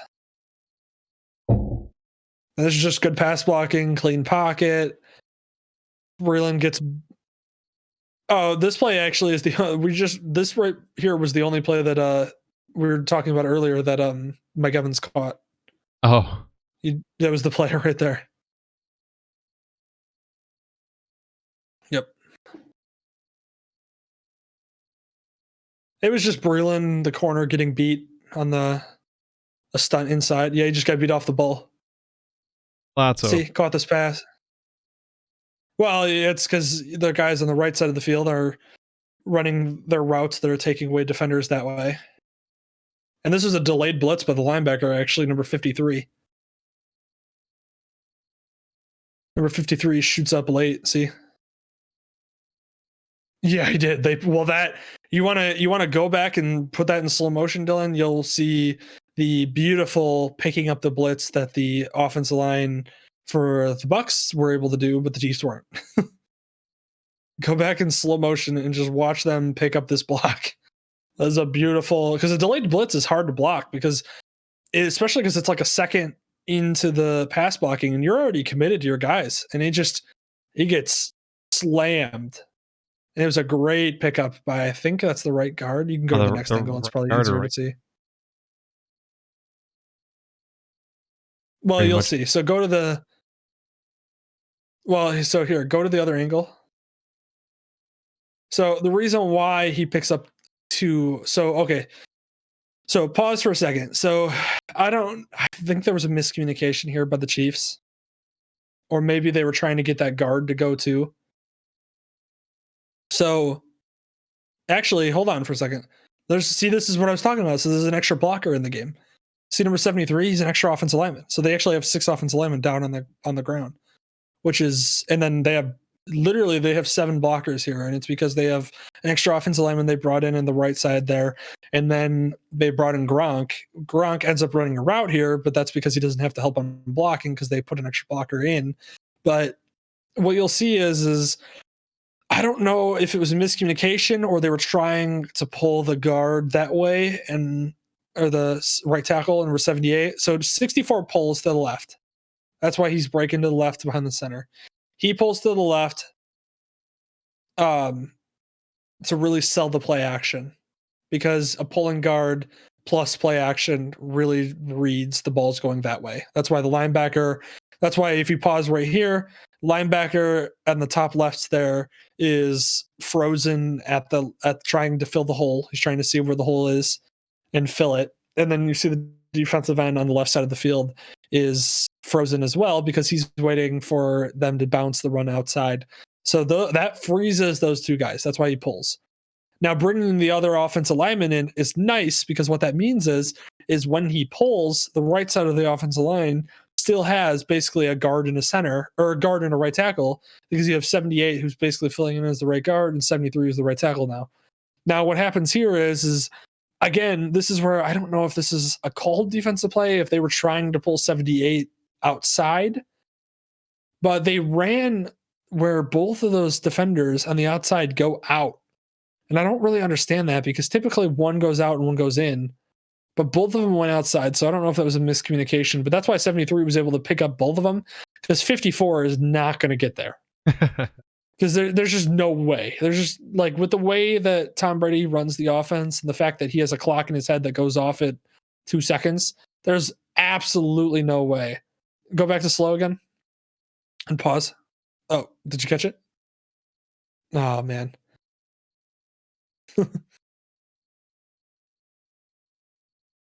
No, you're fine. So go back to the beginning of this on that angle, though. Pause in slow motion. Okay, go to slow. Now play. So 73 doesn't have to worry about 54. That's why he doesn't block him, really. He just blocks the defensive end. Because 54 is going too far outside, which he's never going to get there. He's got to take such an angle outside, he's never going to get there. So that's why he doesn't worry about him. Then the guard on the inside, he actually, number 78 completely misses. He misses the blitzer. It's just that the center picked him up. Yeah. And the center it was just the center and the left guard were already blocking that guy, and then the center saw the blitz coming and picked it up nicely. And that right tackle, Wirfs, who's a rookie, so it's not surprising that he missed it. He just missed that blitzer coming in late, but it was picked up by the center, so it didn't matter. So you watch, boom. So that right there is what that right there is what a good offensive line does. Is a good offensive line recognizes when the blitz is coming and does things like you saw with the right tackle, the extra offensive lineman, where he just lets that guy run off the edge because he doesn't need to worry about him. That's what good offensive linemen do. That guy didn't try to block both of them. He literally just blocked to the defensive end because he knew that blitzer coming off the edge was not going to get to him. Mm-hmm.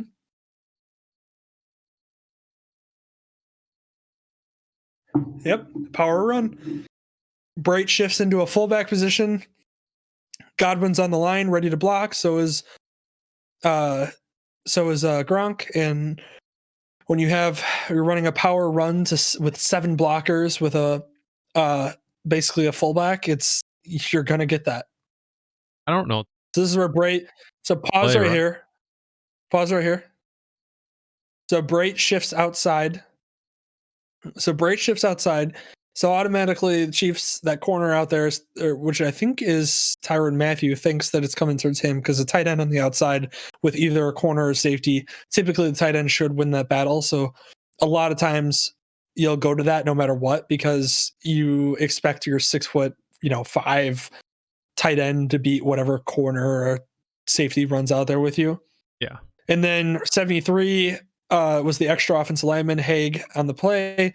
He, as an extra offensive lineman, can sign in, or not sign in, but tell the referee basically that he's coming in and that he's going to be an eligible wide receiver on the edge. And he was for this play. And this was your dream, Dylan. This is your dream, just going down the drain. Oh, it was a great play because the linebacker for some reason thinks that he's like run blocking. I think that's what he thinks. Like I honestly think that's why the linebacker went there late. It's because I think he thought he was run blocking on him, and so that's why he just got off of him. Because go back to the beginning of this play. Watch the linebacker that engages with him early on in this play. Linebacker acts like he's like trying to block him and tries to get by him. Watch. Because 73 sells it like it's a run block, and like he's trying to block and the linebacker just like is like, nah, shedding that block. When in reality it wasn't a block. So 73 did literally everything super well, selling it, and then just didn't catch it. Right in his hands, right in his paws. Really just good pass break. Had it in his hand, punched out again. Yeah, oh yeah, it was a great pass breakup because I mean he had to because he got beat, but and he got faked out by an offensive lineman. But yeah, it was a great pass block, and that's why pass breakup. Yeah, that was Tyrann Mathieu that got taken out of the play.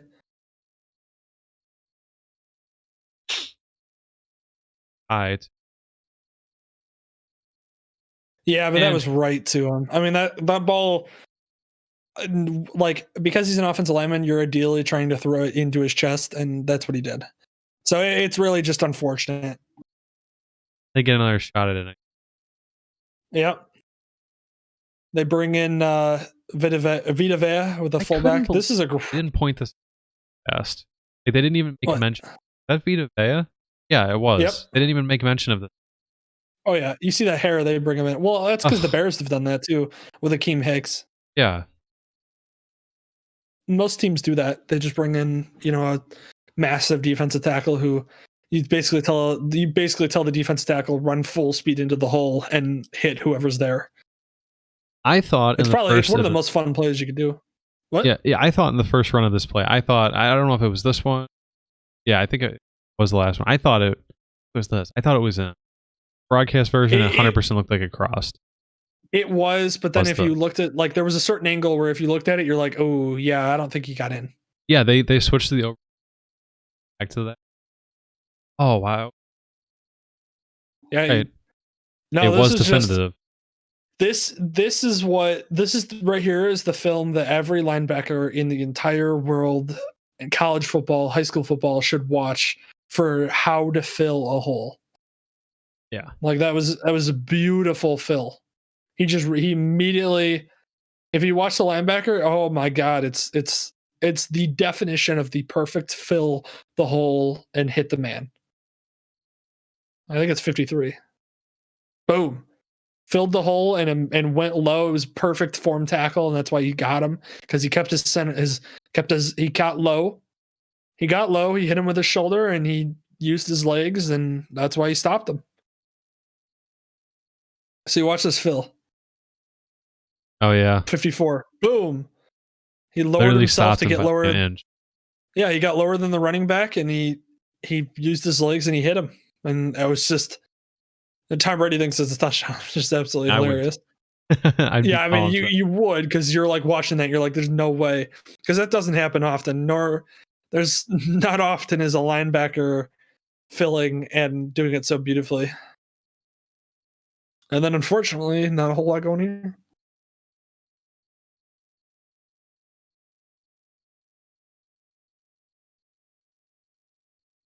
Hampton then.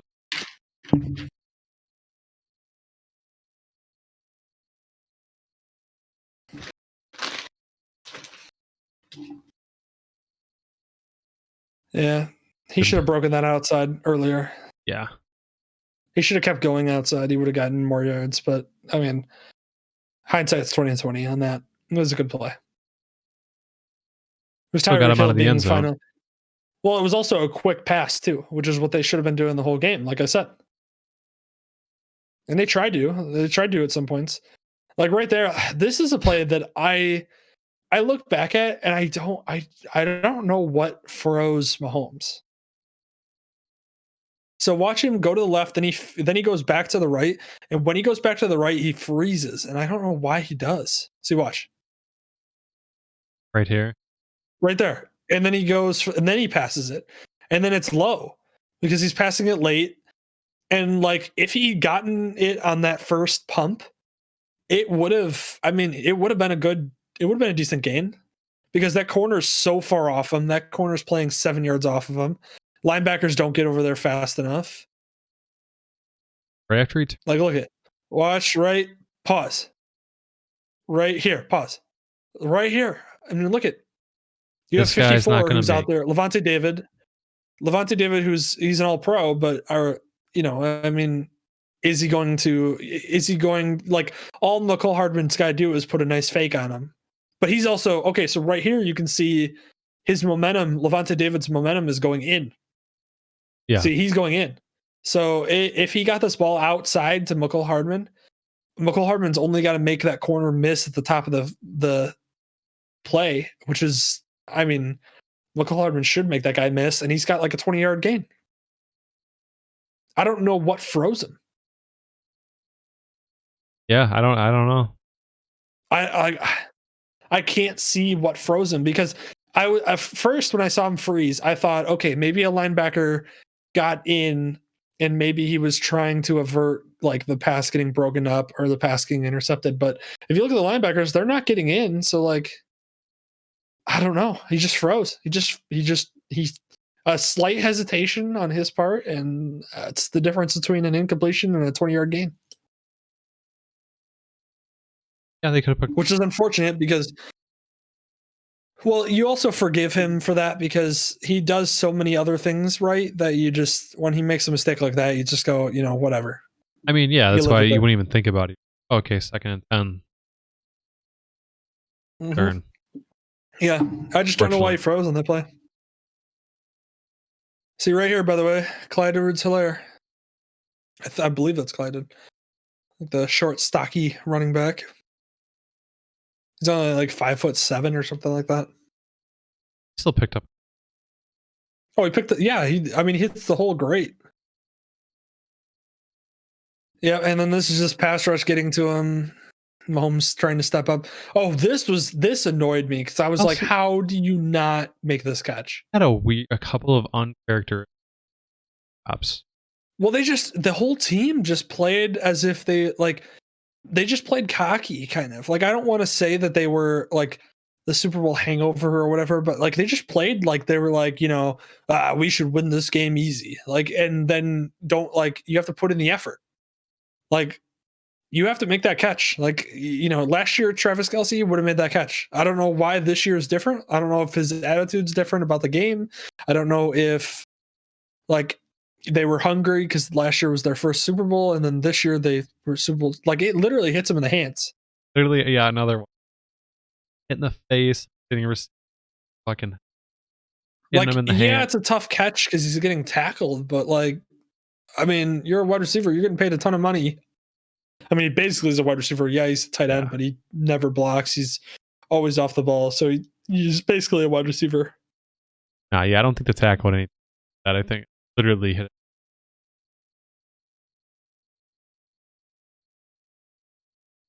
Yeah, it was one of those where I just saw that and I was like, oh boy, this is not boding well for them because they can't have that drop. Like, now they're punting the ball. And then if I remember, this is the drop.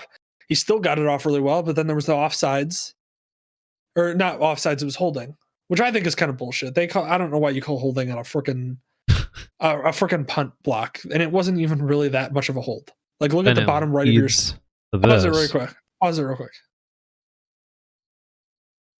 I think they got the hold on 56 on the right side. I think that's where they got the hold. It's just a very it's a hold, but it's not like that big of a hold. Ticky He's tacky. throwing the flag immediately. Yeah, I mean it's a hold. Like, here's the thing, it's a hold. I'm fine with calling it as long as you call it consistently throughout the game, which by the tone of my voice and the way that I'm pointing this out, they didn't. So that's why it's more annoying to see it. And then he has to repunt it, which, by the way, this is a funny thing. And I always push special teams. I don't know if it's you that I was talking to about special teams, how I always pay up for special teams. Yeah. Was it you? Yeah. I always I love special teams. I will always pay for special teams. Like, give me when you got a kicker like, Justin Tucker or something like that, or that, can kick consistently, give me that for a lot of money. You know what the Chiefs did to save a couple million? Yep, they cut their punter. Well, who was he again? Oh, yeah, it's gonna bother me too, because he was in the league for a long time. Man, that's gonna bother me.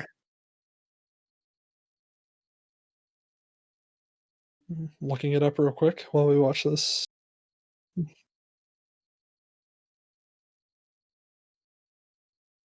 Colquitt.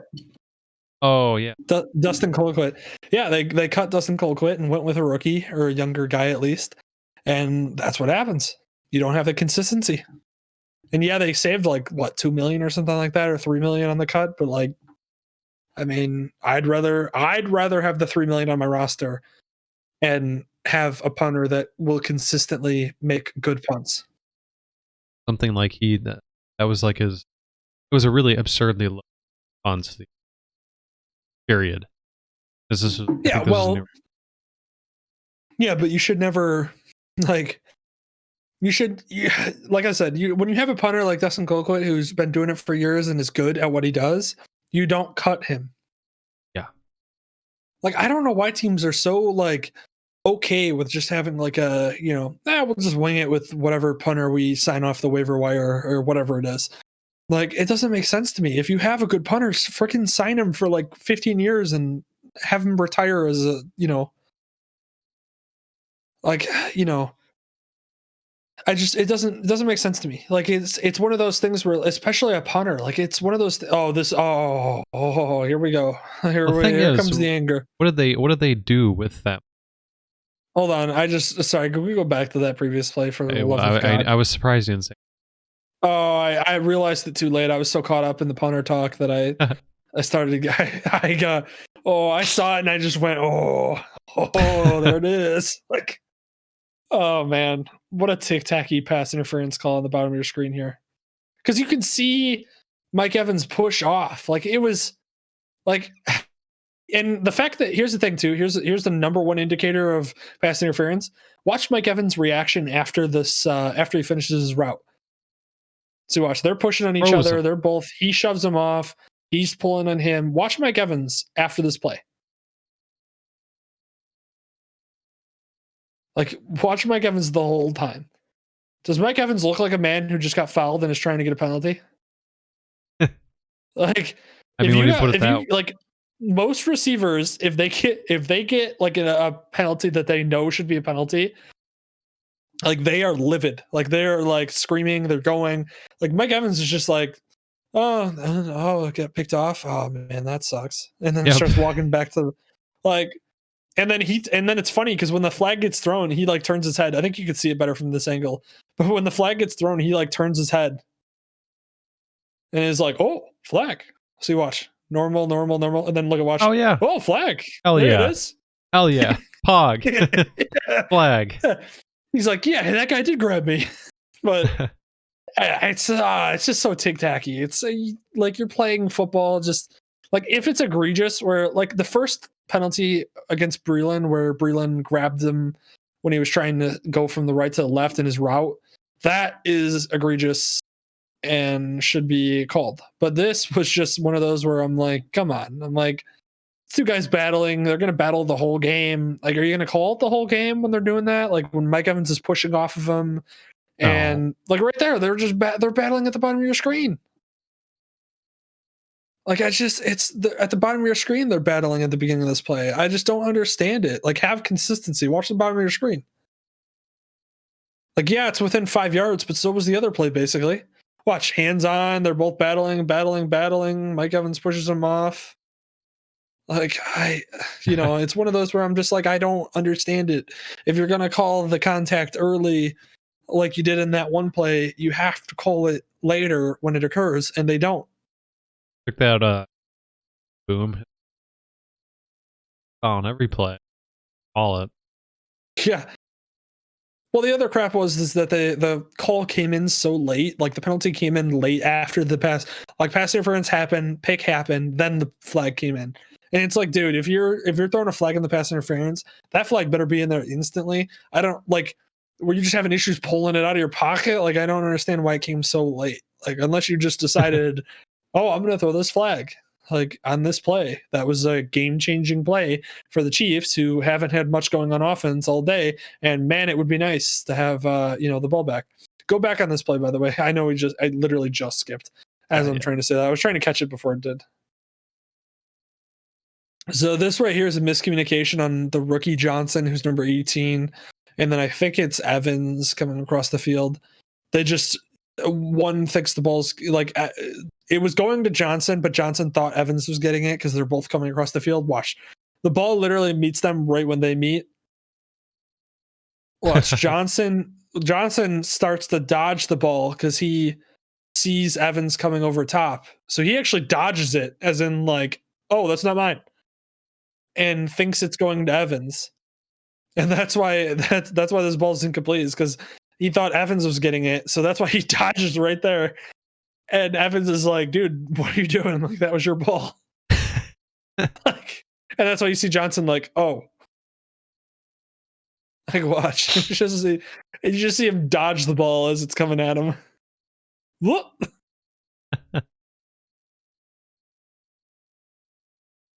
It's just hilarious because it's like, it's a rookie mistake, but it's just happening in the Super Bowl, and it's just funny. So like, watch. I think he tried to catch. He did try to catch it, but I think he wasn't confident in catching it. I think he thought it was going to Evans. Like I said, I think overall that he thought it was going to Evans, but I think he was just like, I think he tried to catch it, but it was late because he thought it was going to Evans, and then that was it. Like sitting there like, I love Tyrann Mathieu. I love the Honey Badger. It's, I mean, that's I love the literally had two people answer the ball.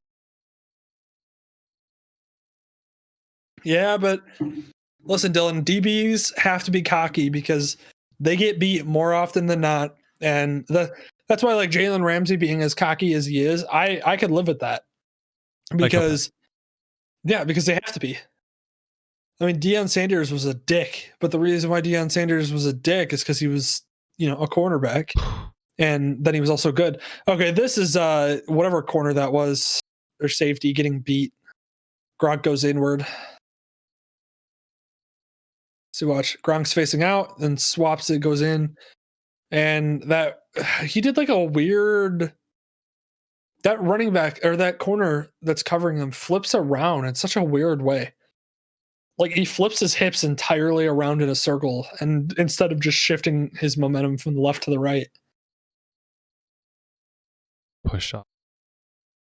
Yeah, well, not push off. He just changed his route so quickly. Mm-hmm. Funny scene. Yeah. Okay, Gronk's got. Yep. Gronk. Well, I mean, it's Brady to Gronk. I mean, you knew that was coming. You just hope that you can stop it. Games though. Out of the. I know, but you just hope that you can stop it. Basically, is what they're trying to do.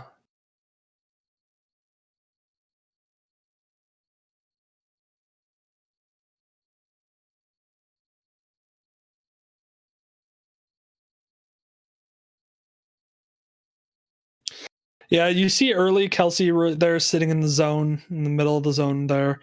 It's always the right side. You can always tell because it's not like, if you look at the center, it's like off-centered to the right is usually where the zone is open. And that's just where he sat down because he knows that he's, good at that. Yeah.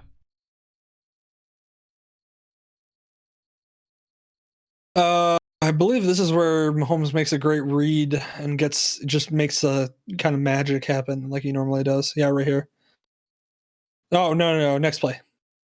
This is just a good quick little pass. Mahomes pocket opens up to the left. He moves to the left and just hits McCall Hardman, who's going to the. See ya. Look at. Boom. McCall Hardman does the right thing, gets a couple yards. It was a good play. Yep, important. 14. Important drive. Oh, yeah, 100%. You get even a field goal out of this drive, and you're within one possession. Right here, this is where Mahomes makes a great play. You'll see better at the next angle, but Mahomes just makes a fantastic play. Steps up in the pocket first off. I'm going to watch the pass rushers on this. So this is where the funny part is here is the pass rushers on the outside, or the tackles on the outside, actually do a great job. See 77? I was just talking. Okay, watch 77 on this play. Go back to the beginning of this. Watch 77, how different he approaches this play versus that one play. Watch him start backpedaling immediately and keeps himself square on this play. Watch. Getting back, still kicking back. He's still square. He's engaging. He's got his arm out. Now he's getting him inside. So he's still able to fend off those the arm things that he's doing. Now the left guard gets beat, but I mean, I'll still give that tackle credit for doing what he just did, because that was a way better approach at pass blocking than what he did previously the last time we highlighted him. Left guard just gets beat. This is good scramble, but again, Patrick Mahomes being very injured. You could just tell because yeah, but you could just tell he wasn't moving as fast as he normally can, nor was he moving as well as he normally can. He just was doing everything like a step slower than he normally would. Yeah. See, look at even that scramble, like even the start of the scramble, even like the speed of the rush that he just did, it doesn't look like Patrick Mahomes. Mm-hmm.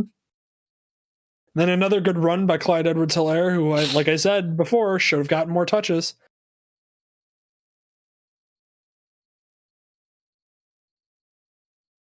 Of a hot take. I think so. I think the Chiefs just tried to do the Chiefs the whole time and never did what they should have done, which is run the ball more and relied more on Clyde. They should have leaned on Clyde Edwards-Helaire to basically start to be the workhorse of the offense, and instead they tried to continue to run what they normally run. They just don't have the offensive linemen, nor Mahomes not being healthy, nor the receivers and stuff making catches they should. And, there's a combination of things, but yeah, they just continued to try to run their offense like they normally do. And you just can't do it when you don't have the offensive lineman to block and your receivers aren't making the catches and Mahomes isn't healthy. And Tampa Bay's defensive calling by Todd Bowles, who should get a head coaching position, by the way, is doing really well. So Todd Bowles, oh yeah, 100%. He just had a bad situation for the Jets because, it's the Jets. The Jets are kind of a joke. But Todd Bowles is a great coach. He's a fantastic defensive coordinator. And whatever team he runs, if Todd Bowles hooks himself up, if he gets a head coaching position and then he hooks himself up with a good offensive coordinator, he'll have a dangerous team. Because he'll run the team well. Because you can see the Buccaneers defense, they're disciplined. Their pass rush is disciplined. They get outside. Their corners are they play a very disciplined defense, and that's why they don't get beat for big plays typically, is because they're not making mistakes. They're all doing their job. And so that's what you would get out of Todd Bowles' entire team if he was the head coach, is them doing their job. Like everybody doing their job correctly, playing disciplined, and not screwing around. And that's that's the good mark of a good coach. And then if he hooked himself up with a good offensive coordinator that he could just let run the offense, he would be a very formidable coaching staff with him at the helm.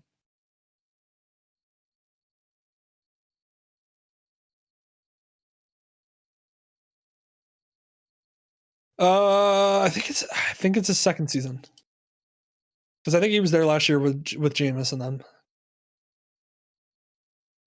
But yeah, it's one of those where I got to highlight the fact that black coach, and guess what? Not getting the opportunities he should. Surprise, surprise. So that shocked no one. Yeah, it's stupid. Like like, I mean, look at Adam Gase. Why is Adam Gase still in the freaking league? Like, he's probably going to get a good job again. Yeah, I don't.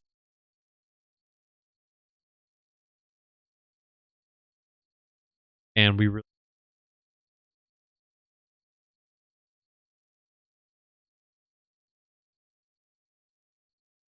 This is a. No, I don't get it. Yeah. No, Todd Bowles and I'm going to say his name wrong, but I'm going to say it just for the sake of mentioning him. Vietnamie, the offensive coordinator for the Chiefs. Yeah. Those two guys should. I know, granted, this wasn't the best performance offensively, but again, when you don't have an offensive line, that kind of limits you. But those are two African American coaches that do not get the opportunities they should, and it's sad that the NFL at this point is still having that problem. But like it, if inevitably when the Bears season collapses on itself like it's going to, I would absolutely sign me up 100% for Vietnamie or Todd Bowles next year. Okay. Yeah. I would I think I would rather have Todd Bowles, because I think Todd Bowles would be a little bit better at growing a team, like a whole team, which is what's going to need to happen because they're probably going to rebuild. But yeah, I don't really. I'm not sold on Bieniemy. I just not.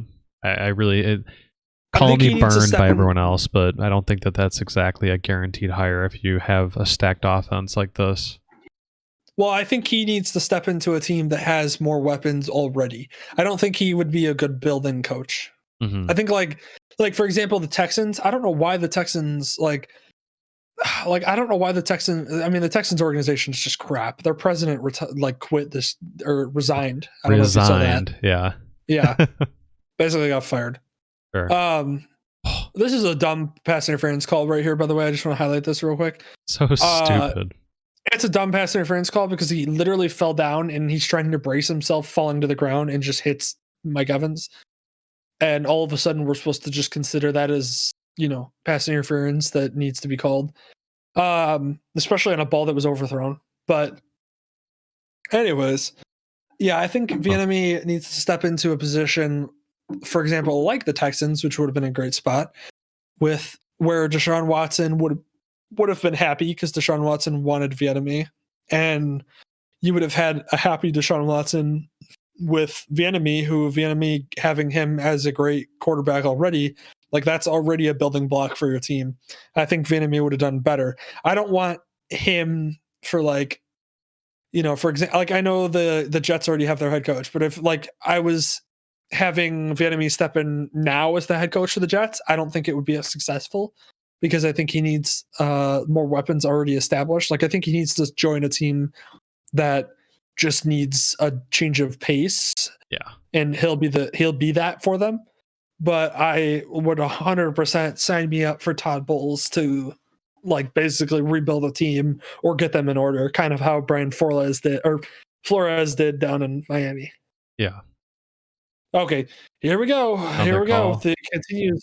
Oh my! It just continues with the stupid tic tac. It was up top. The stupid tic tac. I don't know why the hell this got called, considering the ball was 15 yards in the end zone. I just don't get it. I don't get it. Watch. Yeah, they engage on each other late. But he literally runs into him, and they engage a little bit, and that's it. Mike Evans isn't trying to get past him. Yeah. Like Tyrann Mathieu can already tell he's like Tyrann Mathieu. While the flag was getting pulled from the guy's pocket, Tyrann Mathieu's already like, "Are you kidding me?" Like, because it's dumb. It's literally just a defender and a wide receiver battling, and you don't see Mike Evans arguing about it. Like again, you don't see Mike Evans being like, "Oh, that should be a flag." Like, he's not because it wasn't. Yeah. I mean, what is the argument there? That he's impeding Evans' progress on his route? Yeah, that he's holding him. He's basically like, but again, this is also everything that we're going to say about this call is also like hanging on the fact that the catch is possible. Yeah. Which it isn't. Like, there was no way he was catching that ball. I don't care if he was Calvin Johnson in the prime of his career. He's not catching that ball. Yeah. Like, so it's a stupid call, and then it leads to just them getting another chance, and Antonio Brown makes a great play at the start of the route where he fakes the defender out and goes inside, and that's all she wrote on the first half. Yeah. And it only spirals down from there. Oh yeah, 100%. And now we're going to review the halftime show. I loved the halftime show. I thought it was really good too. I liked it. I know we're both probably a little bit biased because I love The Weeknd. I listened to all of his music, so for me it was great because it was just like listening to all of his greatest hits, and I like all of his other stuff on the album. So for me, it was a great show. I liked the set pieces. I liked the difference in the fact that he was using set pieces instead of having to just do everything on the field in front of a crowd. Yeah. I thought that was fun. I thought it was cool because he was able to do a little bit more of a production rather than just a straight up concert like they normally do. So the biggest thing for me is, I liked all the same stuff that you did, and that happens at all the Super Bowl halftime shows, and seems like it happens in all big events too. Is that the sound mixing was totally fucked. I literally, I immediately, within 1 minute of him starting to sing, I turned a test and I was like, they need to boost his audio. That's what my dad said. My dad was like, my dad immediately turned to me during the halftime show, and my dad knows The Weeknd's popular songs, but he's not a huge fan, nor is he a fan really of him at all. He knows his popular songs and he likes a couple of them, but he immediately turned to me and was like, "Yep, see, sounds like shit." And he's like, "That's what they always do." He's like, "They always do that to people." I don't know why is that so common with such high production value and spending so much money in other places? How can you get the basics like that right? I don't know. I don't know if it's maybe that they're running the practices with an empty stadium and not pumping in sound noise, and so it just doesn't register. Yeah. Yeah, I don't know. It's a shame because I don't think they really started to get it together until the 3/4 of the show had gone by. Yeah, that's because my dad as soon as he started one of the songs, I don't know if it was Earned It, but he started one of the songs and my dad was like, "It sounds much better." He's like, "They must have fixed it." Yeah. For his best songs, it was bad. Sucks. No, I don't get it. I don't understand why they can't. Like I said, I don't know if it's they're not pumping in crowd noise while they're practicing. But okay, by the way, we're missing Clyde Edwards-Helaire, who I love. Tearing it up. Yeah, tearing it up. Anyways, I like the halftime show. Definitely needed to boost the sound, but I like the set pieces. I like the difference in the fact that he was able to go on the field and there wasn't a crowd and all that. I enjoyed it a lot.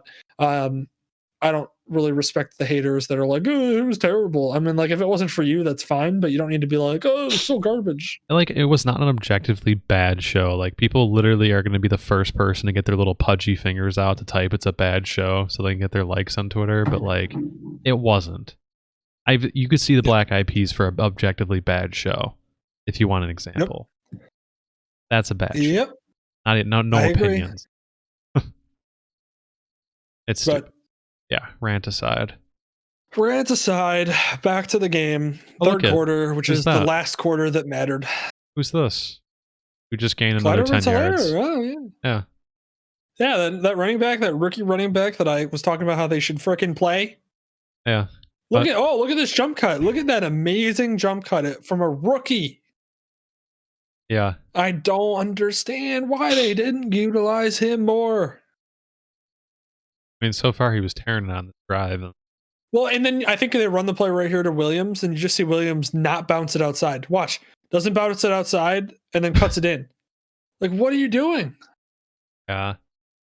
He just cuts it in. Like, instead of bouncing it outside like he should, he just so follow his blockers, and he just he would have had to make Levante David miss, but like as a running back, you should be able to at least make him not miss entirely, but you should at least get a couple yards out of it. You would have gotten at least 2 yards more than you did.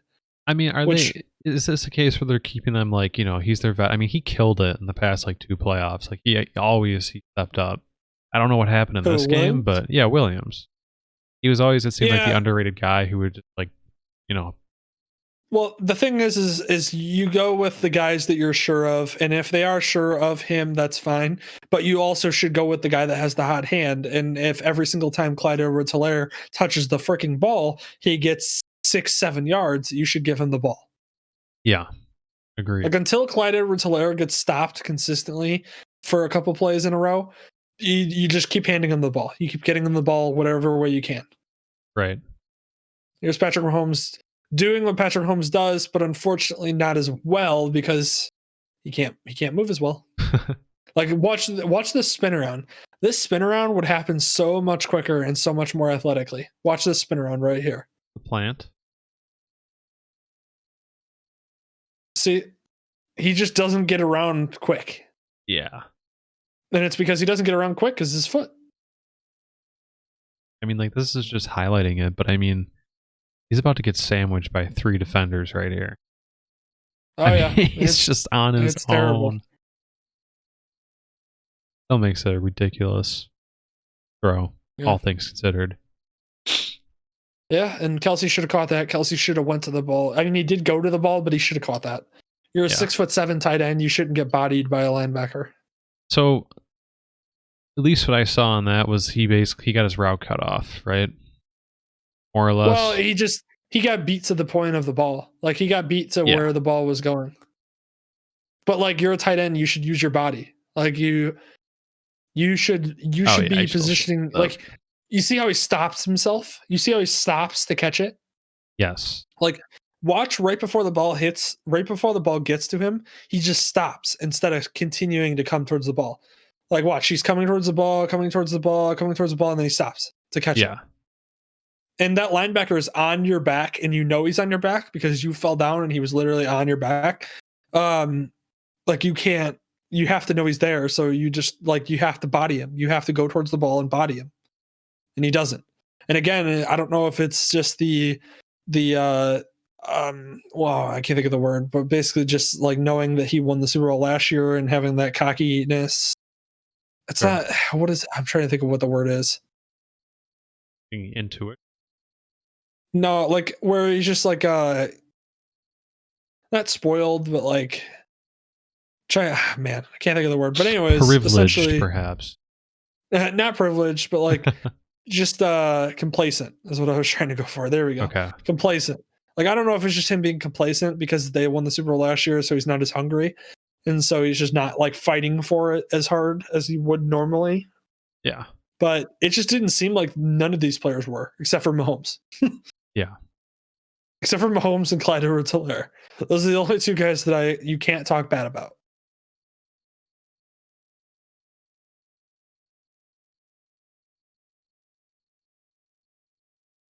Another power run just on the inside. Still, like this is what I was saying. I don't think, aside from the beginning of the game on a screenplay, I don't remember that they ever got stopped for like a loss. Oh, by the way, go back to the beginning of this. Want this angle? Let me see this. Because this is offensive play calling. Yeah, okay. So this is what I thought. So watch this play. So this is funny. So this gives you a little bit of insight into play calling as an offensive coordinator and what they look for and how they communicate with their quarterback. So go to the beginning of this play. Okay, so look at your screen right now. Where's Antonio Brown? Yeah, I'm right here in the slot. Yep. Watch what Antonio Brown does in this slow motion while also watching where Tom Brady's head is. Now, this play is an automatic handoff. He's handing it off no matter what. Watch where his head, though, is and while he's looking, who he's looking at. and watch what Antonio Brown does in slow motion while he's handing the ball off. Gronk's in motion. Yeah. So watch Antonio Brown. Watch where's Tom Brady's head. Brady's looking at him. Yep, looking at him, Antonio Brown. Looking at him still. And see, okay, pause. If he had pulled this ball down and thrown it to Antonio Brown, look what Antonio Brown has in front of him. Yes. You mean it's a blocker? Or No, I'm just saying. Look at the field in front of him. How there's nobody there.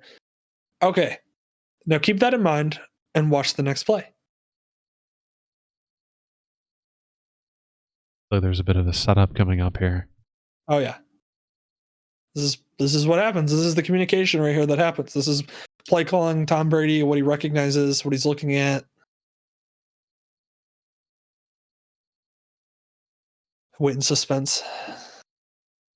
I think it's the next play. I think it's immediately the next play. All right, watch the next play. Where's Antonio Brown? Was this him down here? Yep. Okay, he's out wide. Okay. Watch Antonio Brown and watch what this play is. Watch the guy coming across the motion. I'm sorry, he's...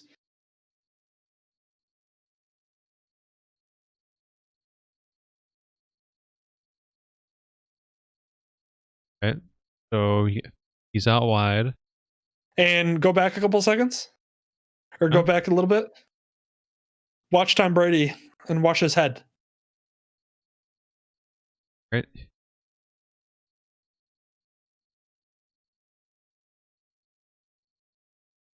Watch after the motion. Watch after the motion what Tom Brady looks at. Oh, wait. I'm sorry. It was before that. But anyways, look at where the play is. It's not the exact same play, but he comes right back to the screen on the next play to Antonio Brown.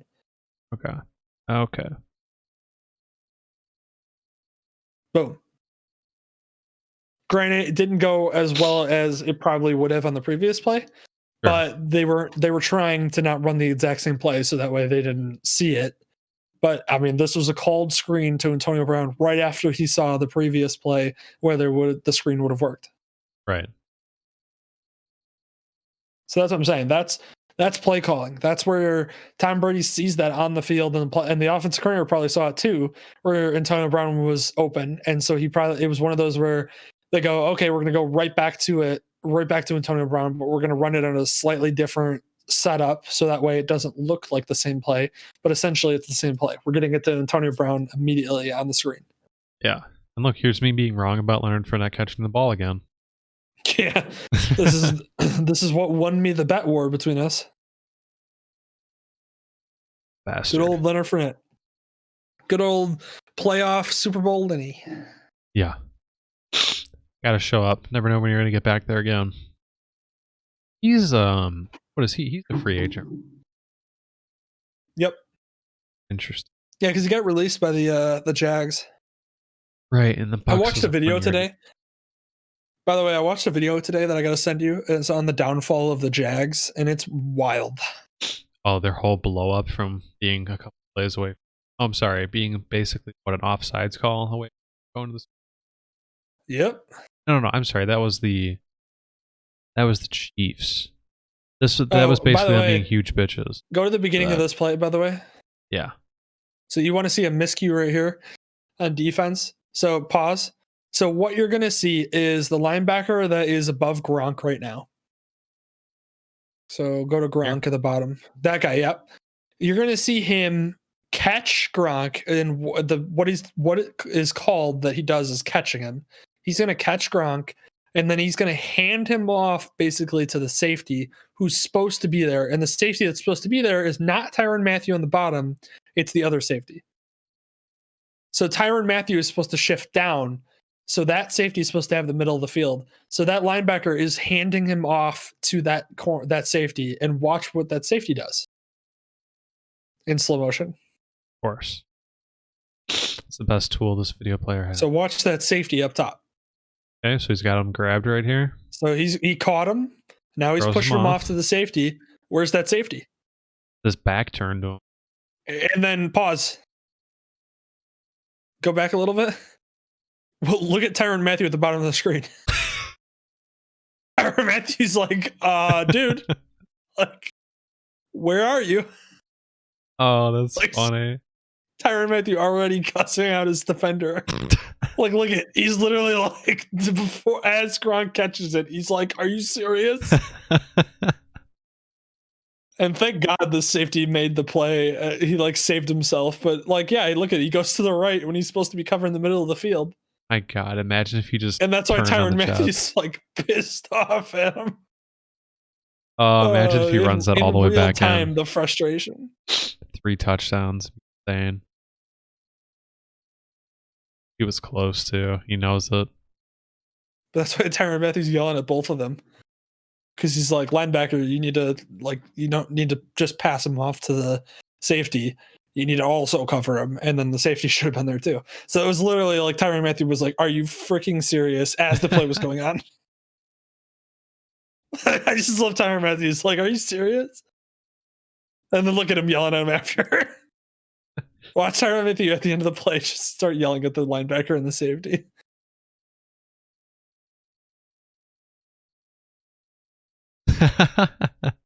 Look at him.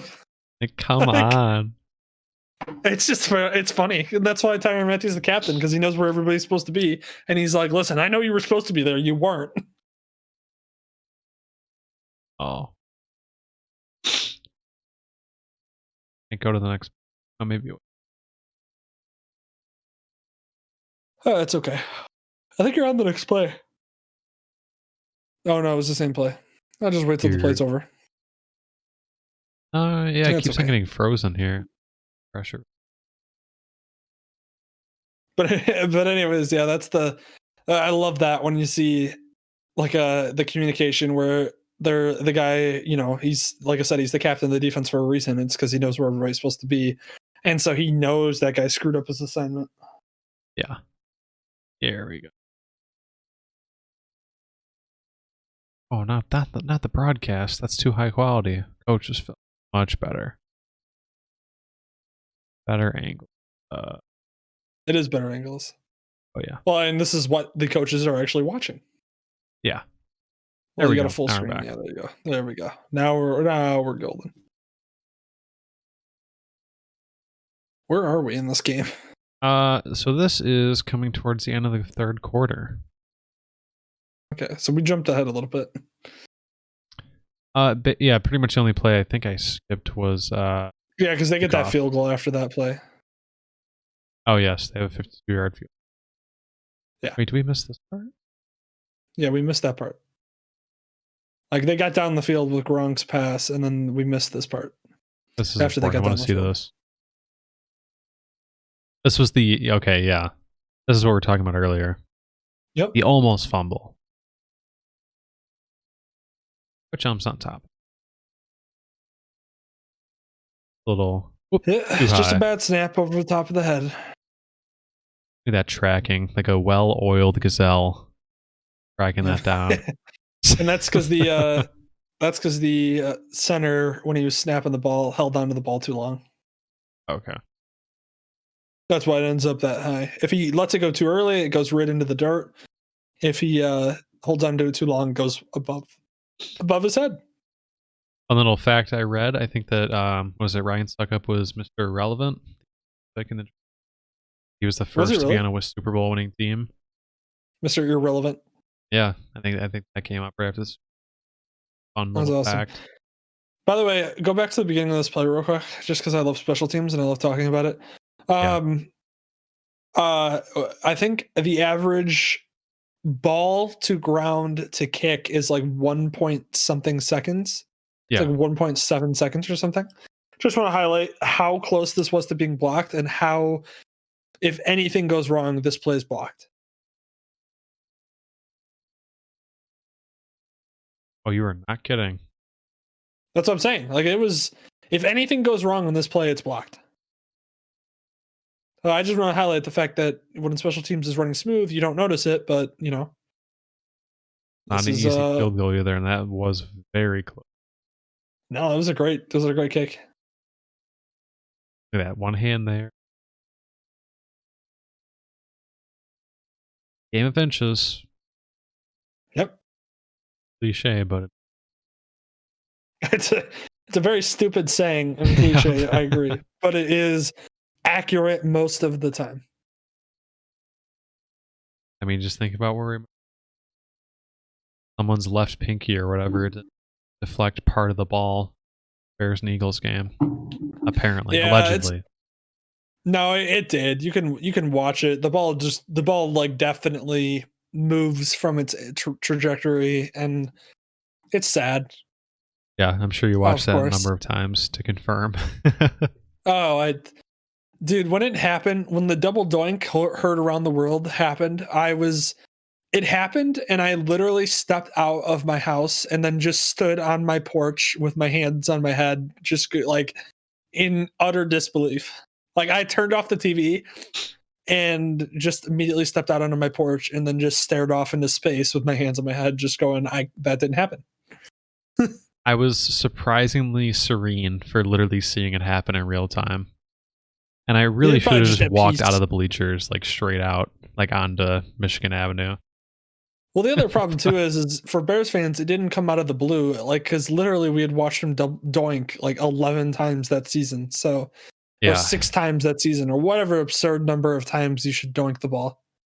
I mean, he doinked it 3 times in one game. So as Bears fans, we knew it was a possibility. So when it happened, it wasn't as shocking as it probably would have been if like Justin Tucker doinked the ball. Like, yeah, that's what Danny was saying. Danny said, Chad, he missed 4 in one game, the Detroit game. Yeah, I remember that. By the way, this play right here, that we just, of course, I'm going to talk about it as soon as it passes. I need to start catching the plays earlier for you. But this right here, before we go on to this one, I know this is important as well too. The only thing I can remember is that the worst part about being there in person was hearing before Doug Peterson call the timeout, is that immediately you could literally hear the sound move upwards from the stadium of people cheering because they thought that was it. Like he made the one. Everyone forgets that he made it the one before they called the timeout. Oh yeah, he drilled so you the could first hear one. People erupting below, and then like it was starting to echo upwards. It was the most weird, like the weirdest feeling. And then as soon as I saw him throw the flag, or I saw him call timeout, and I just was like, oh well, fuck. Like that's not good. He made 1. Asking for 2 in a row is a lot. So yeah, that was the worst feeling. It's hard too because for any kicker, asking them to make 2 in a row in such a pressured situation is difficult for most kickers. Yeah. So it's difficult, but it's also just because of what had happened all before. You know, like if Cairo Santos had the season he had and then bricked one after getting iced, like Sure. it wouldn't be as crazy because we'd be like, like he was so consistent all year and it's just that one field goal, the second try, you know. But with him, it was just, it's all year we watched this happen. So it was just like yep, yeah, not surprised. Like, of course, it's the way it ends. You had that one lucky one, and that son of a bitch called a timeout to ice him. Yeah, and that was also a magical year too for the Bears because they like I said, in the sports world, there's something about being a magical year, and that year was for them, and it really felt like it was going to go somewhere, and it just never did. But I never had more fun watching Bears game on Sunday Night Football. That was one of the best things ever. The god awful offensive game. Yeah, but defensively it was sick, especially since they were the best offense in the league. Which I mean they were, but yeah, they were putting up numbers. It was insane to see them completely shut down. Well, the funny part is that probably was the beginning of the exposure of Jared Goff and really like how you could beat Jared Goff as easily as we did. And then that basically led to other teams doing the case. And guess what? Now Jared Goff is a Lion. Yeah, I mean, they talked about how Bill Belichick literally took Vic Fangio's game plan that they used against the Bears used against the Rams in the Super Bowl and won. So, yep, clearly they're doing something right there. Yeah. All right, but enough about that. Anyways, this play was a rare. I don't know if it was Mahomes with his injury and he just wasn't able to get enough on this play, or if he just misjudged it. But this was a rare miss by Mahomes. He would have normally, a healthy Mahomes playing normal would hit this guy in stride, and he'd throw the ball a little bit further and a little bit further to the right. Watch the he was kind of fading to the right, so he didn't really get all of underneath it. But see, here's the problem. This right here is on Mahomes. This isn't on Kelsey. Because Kelsey was open. If Mahomes would have let him, it would have been either a big gain where he was down at like the 10-yard line, or it would have been a touchdown if he was able to keep running. But because he had to try to stop and catch that ball, he wasn't able to make it because they gave enough time for the defender. Pick too. But it was a rare miss. It was a rare underthrow by Mahomes. And like I said, I don't know if it was an injury. He didn't also set himself completely. His momentum was still moving to the right. He tried to set himself, but watch. See how his momentum's still moving to the right? I don't know if he got everything he could underneath this ball. Because if he would have, he would have hit that guy in stride on running across. Yeah. And that's the type of play that, like I said, unfortunately, just everything just went wrong for the Chiefs. Literally everything. Like right there, a play where you would normally see a healthy Mahomes make that play. Like he just didn't. And like I said, I don't know if it's injury. I don't know if it's just momentum carrying him to the right. He didn't get all of it underneath it he wanted to. It's just, or maybe, normally they get lucky and, Kelsey jumps up and makes that incredible catch. I don't, it's just, like I said, just everything was going wrong for the Chiefs and everything was going right for the Bucs. Yeah. Hey, who's that? Yeah, that might be a little known running back by the name of Clyde Edwards fucking Hilaire. Yeah, you're. I again, another thing I didn't know during the broadcast and watching it, he really did make the most of every. He was playing great. I mean, he was one of the only players that you could really not say anything about because he just every time he was on the field, he was productive. Yeah. Whether it be in pass blocking, whether it be receiving out of the backfield. I mean, he only caught 2 passes, and then every time they threw Williams in, it just felt like it was like Williams, like it felt like if you had, I'm trying to think of a good example.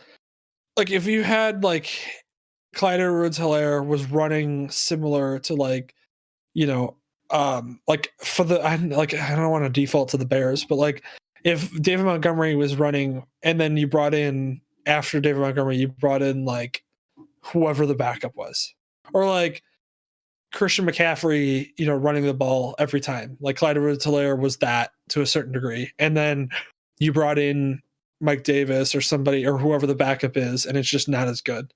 That's just what it felt like every single time. Yeah, like you were trying to get him snaps, but like he didn't really deserve them, that sort of thing. Yeah, like it was just odd. Like I mean, even his pass block right there, like it wasn't necessary to do what he did. So I don't know why he's.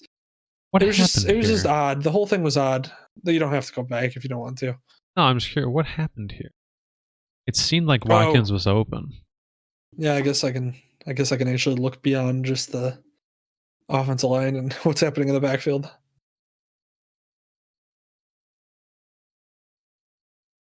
Throws it short? Low? I don't know really. I think so. Go to the other angle. The other angle will be better. Let me see what happens. Again, it might be his foot. He's not getting as much power that he normally would. That must be it. I think that's actually the foot that he has the injury. He tried to throw off of it and jump off of his right. Yeah, but I also think, doesn't he get deflected? I think he got deflected by Devin White. Yeah, I think that's part of it. I think his injury is just not making it capable, because I think normally he'd make that, like, at least it would get to Watkins, whether it be an overthrow or behind him or whatever, it would at least get there, whereas this ball didn't. I think that's part of his injury.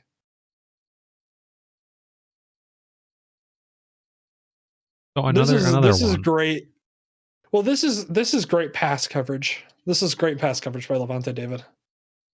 Because Lavonte David stays behind him and then cuts it underneath. That was honestly just great, fantastic pass coverage. Yeah. It's unfortunate because it just is amongst all of the Chiefs' mistakes and all of the things going wrong for them. But that one you can't really chalk up to Kelsey or even Mahomes. It was just really good pass coverage. And then here we go. Here's a slant to Hill, which I don't know why you're not running more often, considering it worked well. Like when you ran it the 1 or 2 times. See? I mean, he's open. He's quick. He's gonna beat him off the line. Yeah. I don't know why they didn't run it more. Oh no. Oh no. Gonna make me refresh again. Well, $50 a year. $50 a year for this? I think. Yeah.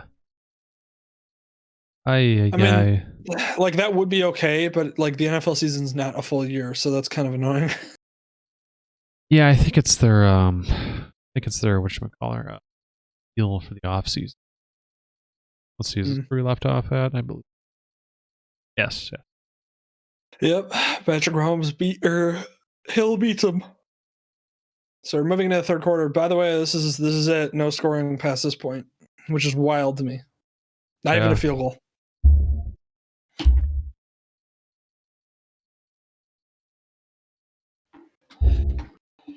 Watkins' only catch for the game. He was hurt coming into the game too. Yeah.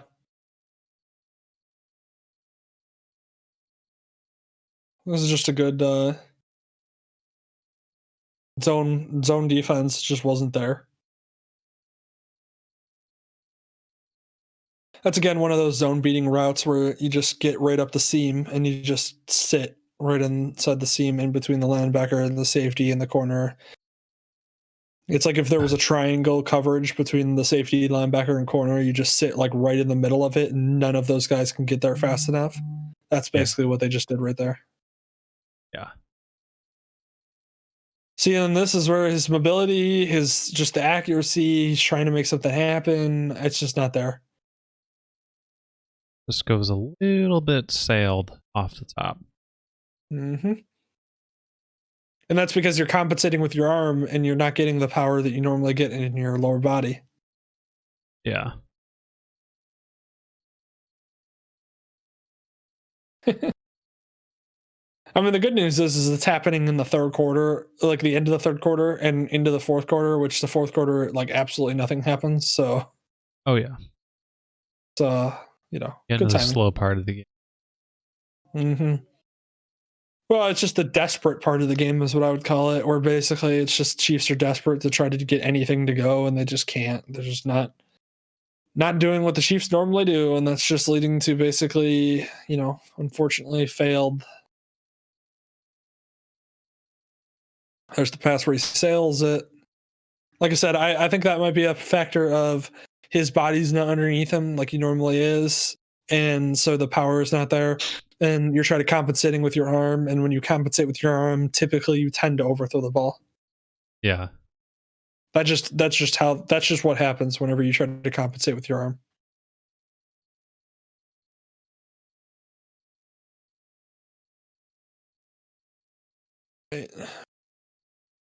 Nice little.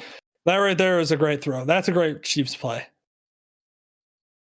It's a great throw, great timing on the throw to Kelsey. This is his shortest play of the entire game. And it's a 3-yard run. Not even like a negative play or anything. Like it's literally his shortest play. And it's because it's just the linebackers Phil and Shaq Barrett gets off his block, and it's a good defensive play, and he doesn't really have anywhere to go. Yeah. All right, Tyreek in motion. Going 4 wide. Again, no extra blockers in. It's kind of wild to me. Don't understand. And he's got to make something happen. Another one of.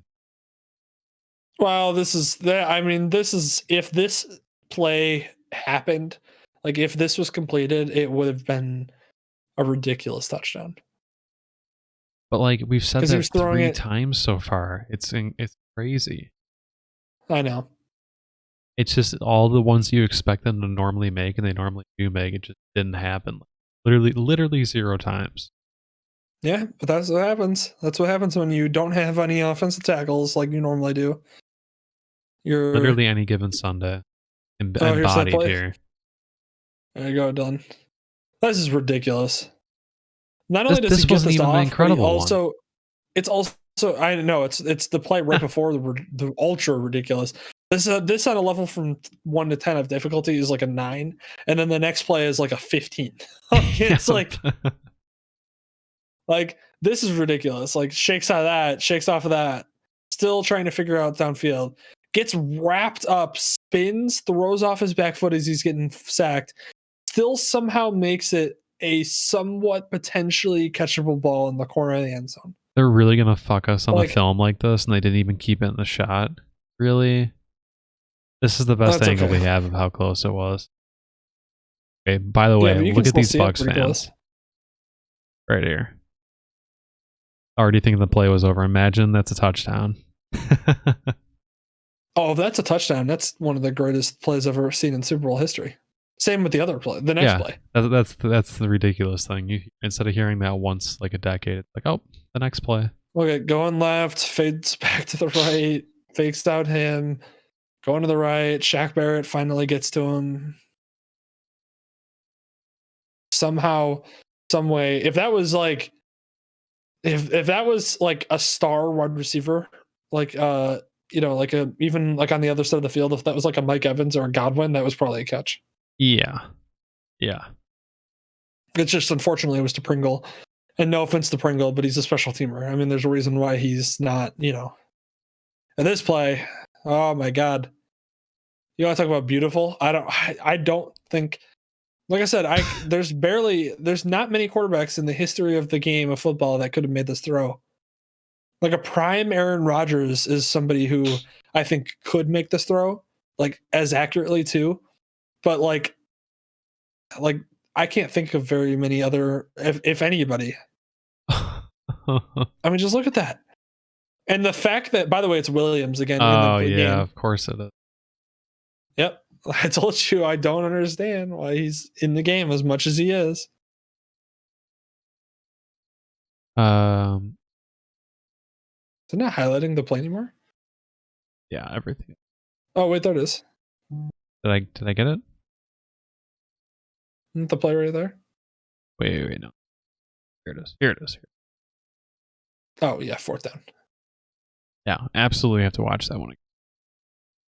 Oh, yeah.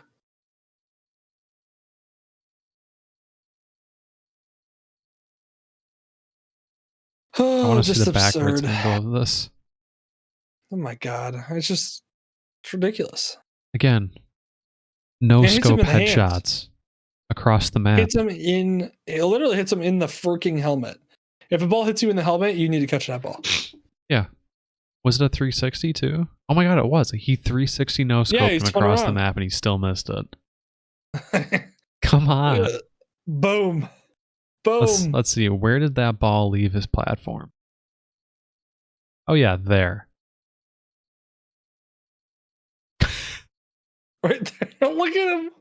Like he's literally sideways. It's like just absurd. It doesn't make sense. How do you still get enough flight on this ball to get over, here? Dylan, obviously go outside over the defender, and try to throw a 30-yard pass accurately like he did, and then try to do it sideways. And do it with height to actually get above this. And still break it past the defender. I can't believe Williams dropped it. This was soul crushing for me even watching it, because I mean, me and my dad were watching this and we were like, that play has got to be, if that was completed, it's immediately in the top 5 greatest catches I've ever seen in the Super Bowl. And it sucks that it's going to be buried because it's not a catch. No, I know. It's like one of those plays that you'll see. It's one of those plays you'll see like 10 years from now in like Mahomes highlight videos where you're like, oh yeah, I forgot when he threw it sideways 30 yards on a line. Yeah. Well, everything after that soul-crushing drive is just, Brady and the Bucs pounding the ball to the strong side with an extra lineman in most of the time, two tight ends blocking. Yeah.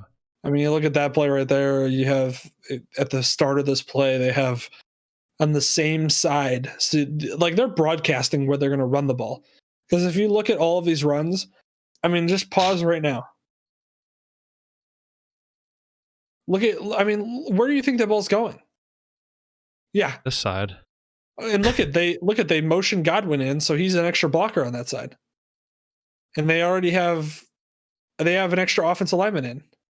And guess what? Power run to that side.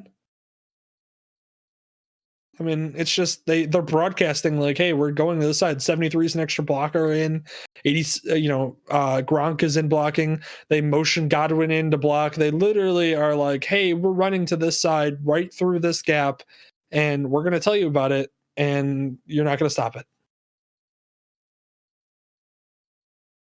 And it's also at this point too, the defense is tired down because they've been trying to, make something happen and stop this Bucs team that's just running down their throat constantly. But here we go again on the right side of the line. Gronk on the ground. Godwin's in the block.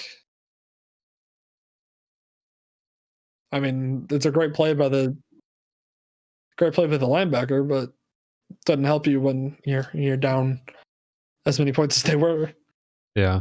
And you think about this game too. If Hill has that touchdown at the beginning of the game where it hits him in the face, that you're already talking. It's add 7 points on a 9. It's 16 to 31. Then you add in that touchdown miracle play right there, where he actually makes that catch. Now we're talking. It is 23 to 31, and they're down by 8 points at this point in the game. Just an incredible amount of opportunity.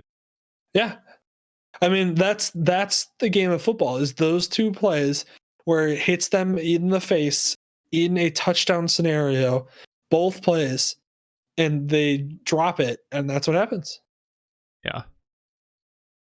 If they had caught both of those plays, like I said, we're looking at an 8-point game right now where the Chiefs, if they make a stop, have the chance to come back and tie the game. It's where I always go back and forth where people say things. You gave them those plays like we were just talking about. Like, okay, yeah, games aren't lost on just those couple of plays. Like, everything obviously happens to still lose the game. Yeah. But it's hard not to see from like a morale center or just from a mental center, like how that isn't like the play. I get the intent of what they're saying, but like you could feel it, and it obviously points wise through. And well, it's just those are the plays that change. You don't notice those plays. You don't select those plays out individually if the team is making those plays, because if the Chiefs did make those plays and we're looking at an 8-point game, you don't look back at those as like, if they would have missed those 2 plays, they would have been blown out in this game. Like, you would look at those and be like, wow, those were 2 great catches, but it's the Chiefs. That's what they do. Whereas now that they dropped those 2 plays, you go, wow, I mean, I can't believe those 2 receivers missed those 2 balls that hit him in the face in the end zone, which would have changed the whole writing on the wall of this game, which is that the Bucs blew them out. Like, that's the unfortunate part is if they would have happened, if they were caught, we wouldn't be talking about individually as 2 plays that could have been different if they weren't caught, Yeah. Which I don't think very many people have a Bucs blowout all between if it was going to be Chiefs blowout or a competitive game. It was going to side with I thought Chiefs. Like I said, go back to the last podcast. I thought essentially that it was going to be that the Chiefs were going to be leading the entire time and in command, but that the Bucs were going to keep it close in a way where they were down by maybe 10 points at the most in the game, but like we're consistently down by a score or 2. Whereas this game, I mean, it just ended up being a blowout, but like I said, I also didn't think the offensive line was going to play as god awful as they did. And that's the thing too, is as bad as they played, the Buccaneers didn't do a lot up front as far as stunting and blitzing that you normally would see in a game, because they didn't have to, because they were able to rush with just 4 straight up rushers and didn't have to worry about stunting or anything like that. Yeah. Like right there, the stunt was picked up, but like it's just that wasn't happening consistently all game. So, and here's again, this is like another soul crushing drive for the. I mean, at this point, I'm thinking the game's over because 7 minutes left. So the way that this game's going and the way that the last drive went, where it ended at the goal line on a play that should have been caught, at this point, I was like, this drive is, basically pointless. Yeah. And like right there, that play right here, there was the epitome of the game. Like Patrick Mahomes just not having the energy to get away from that block is what is that whole game, or get away from that sack, I should say. Yeah, it was just. I thought like people were kind of discounting. This is rough. This is a roughing the passer that was extreme. Because this was like which shocker, guess who's the one that hit him? Ndamukong Suh. Surprised nobody, but hits him in the head. Yeah, this is where you got like crunched. Don't need to see that That's again. Gonna be beat up. Yeah. Yeah, it was just it was incredible to me that like a lot of people. I mean, I think I was kind of in this boat anyways, so I still think it was Chiefs win internally. Mm-hmm. Like how they just kind of discounted O-line, and I think that they kind of took it for granted. Make something work, and it wouldn't matter because it seems like they've been doing that, the past, 32 games plus or whatever, past 2 years. It just seemed like whatever they were going to be able to do, they're going to be compensated for it, up for it. It's not going to be a big deal, and it literally turned out to be the entire game. Yeah, I mean, it was just relying too much on Mahomes. It was just relying too much on Mahomes to make something happen, to do something. And when Mahomes is already playing injured and your receivers aren't helping him out, this is what happens. This is, like I said, this is what happens when you get an accumulation of Mahomes is injured, not playing, not making magic as much as he normally would. Your receivers aren't catching balls they normally should and would, and your offensive line is playing god awful. And then you also have the added on factor of penalties, which are killing you because they're disproportionate. And then you also have, your defense didn't do terrible. I mean, overall, if you look at the defensive effort of this game, I mean, other than 31 points is a decent amount, but like a lot of those points come off the fact that there was 3 and outs by the Chiefs. Yeah. And when your defense is consistently having to rest for only 3 plays and come back on the field immediately, and then have to go and stop the Bucs on a 12-play drive where the Bucs run the ball 8 times, it's extremely hard for a defense. So the defense actually didn't play too bad this game. It's just the offense was so bad in comparison that they didn't help the defense out, and the defense just got tired, and that's why you saw that last touchdown, at the end of the game by the Chiefs or by the Bucs, and then that last field goal at the end of the game. Basically, the last 10 points the Bucs scored was kind of like the Chiefs defense starting to wear down. And he said, a bit the Chicago Bears. The defense didn't do too bad. The offense was just so crushingly bad. Yeah, the offense was inept, is the word.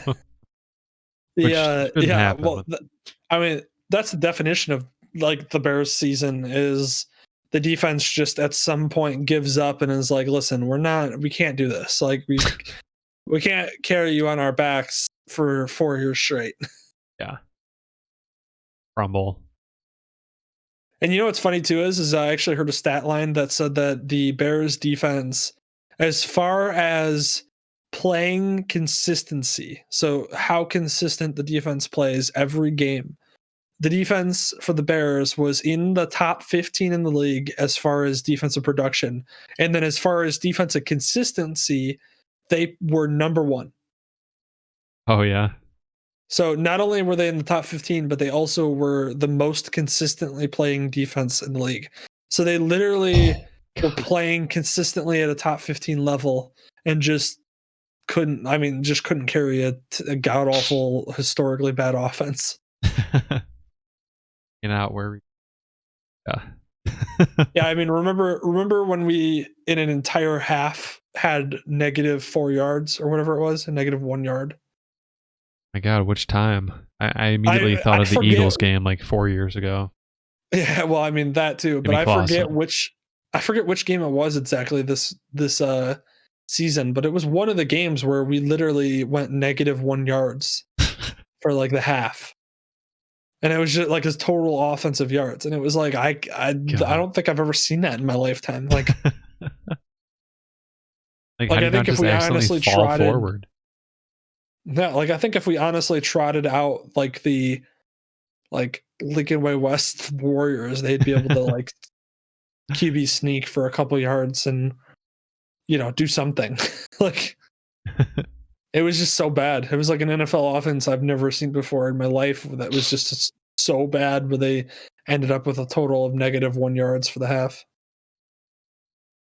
By the way, again, right here, just Mahomes being ridiculous.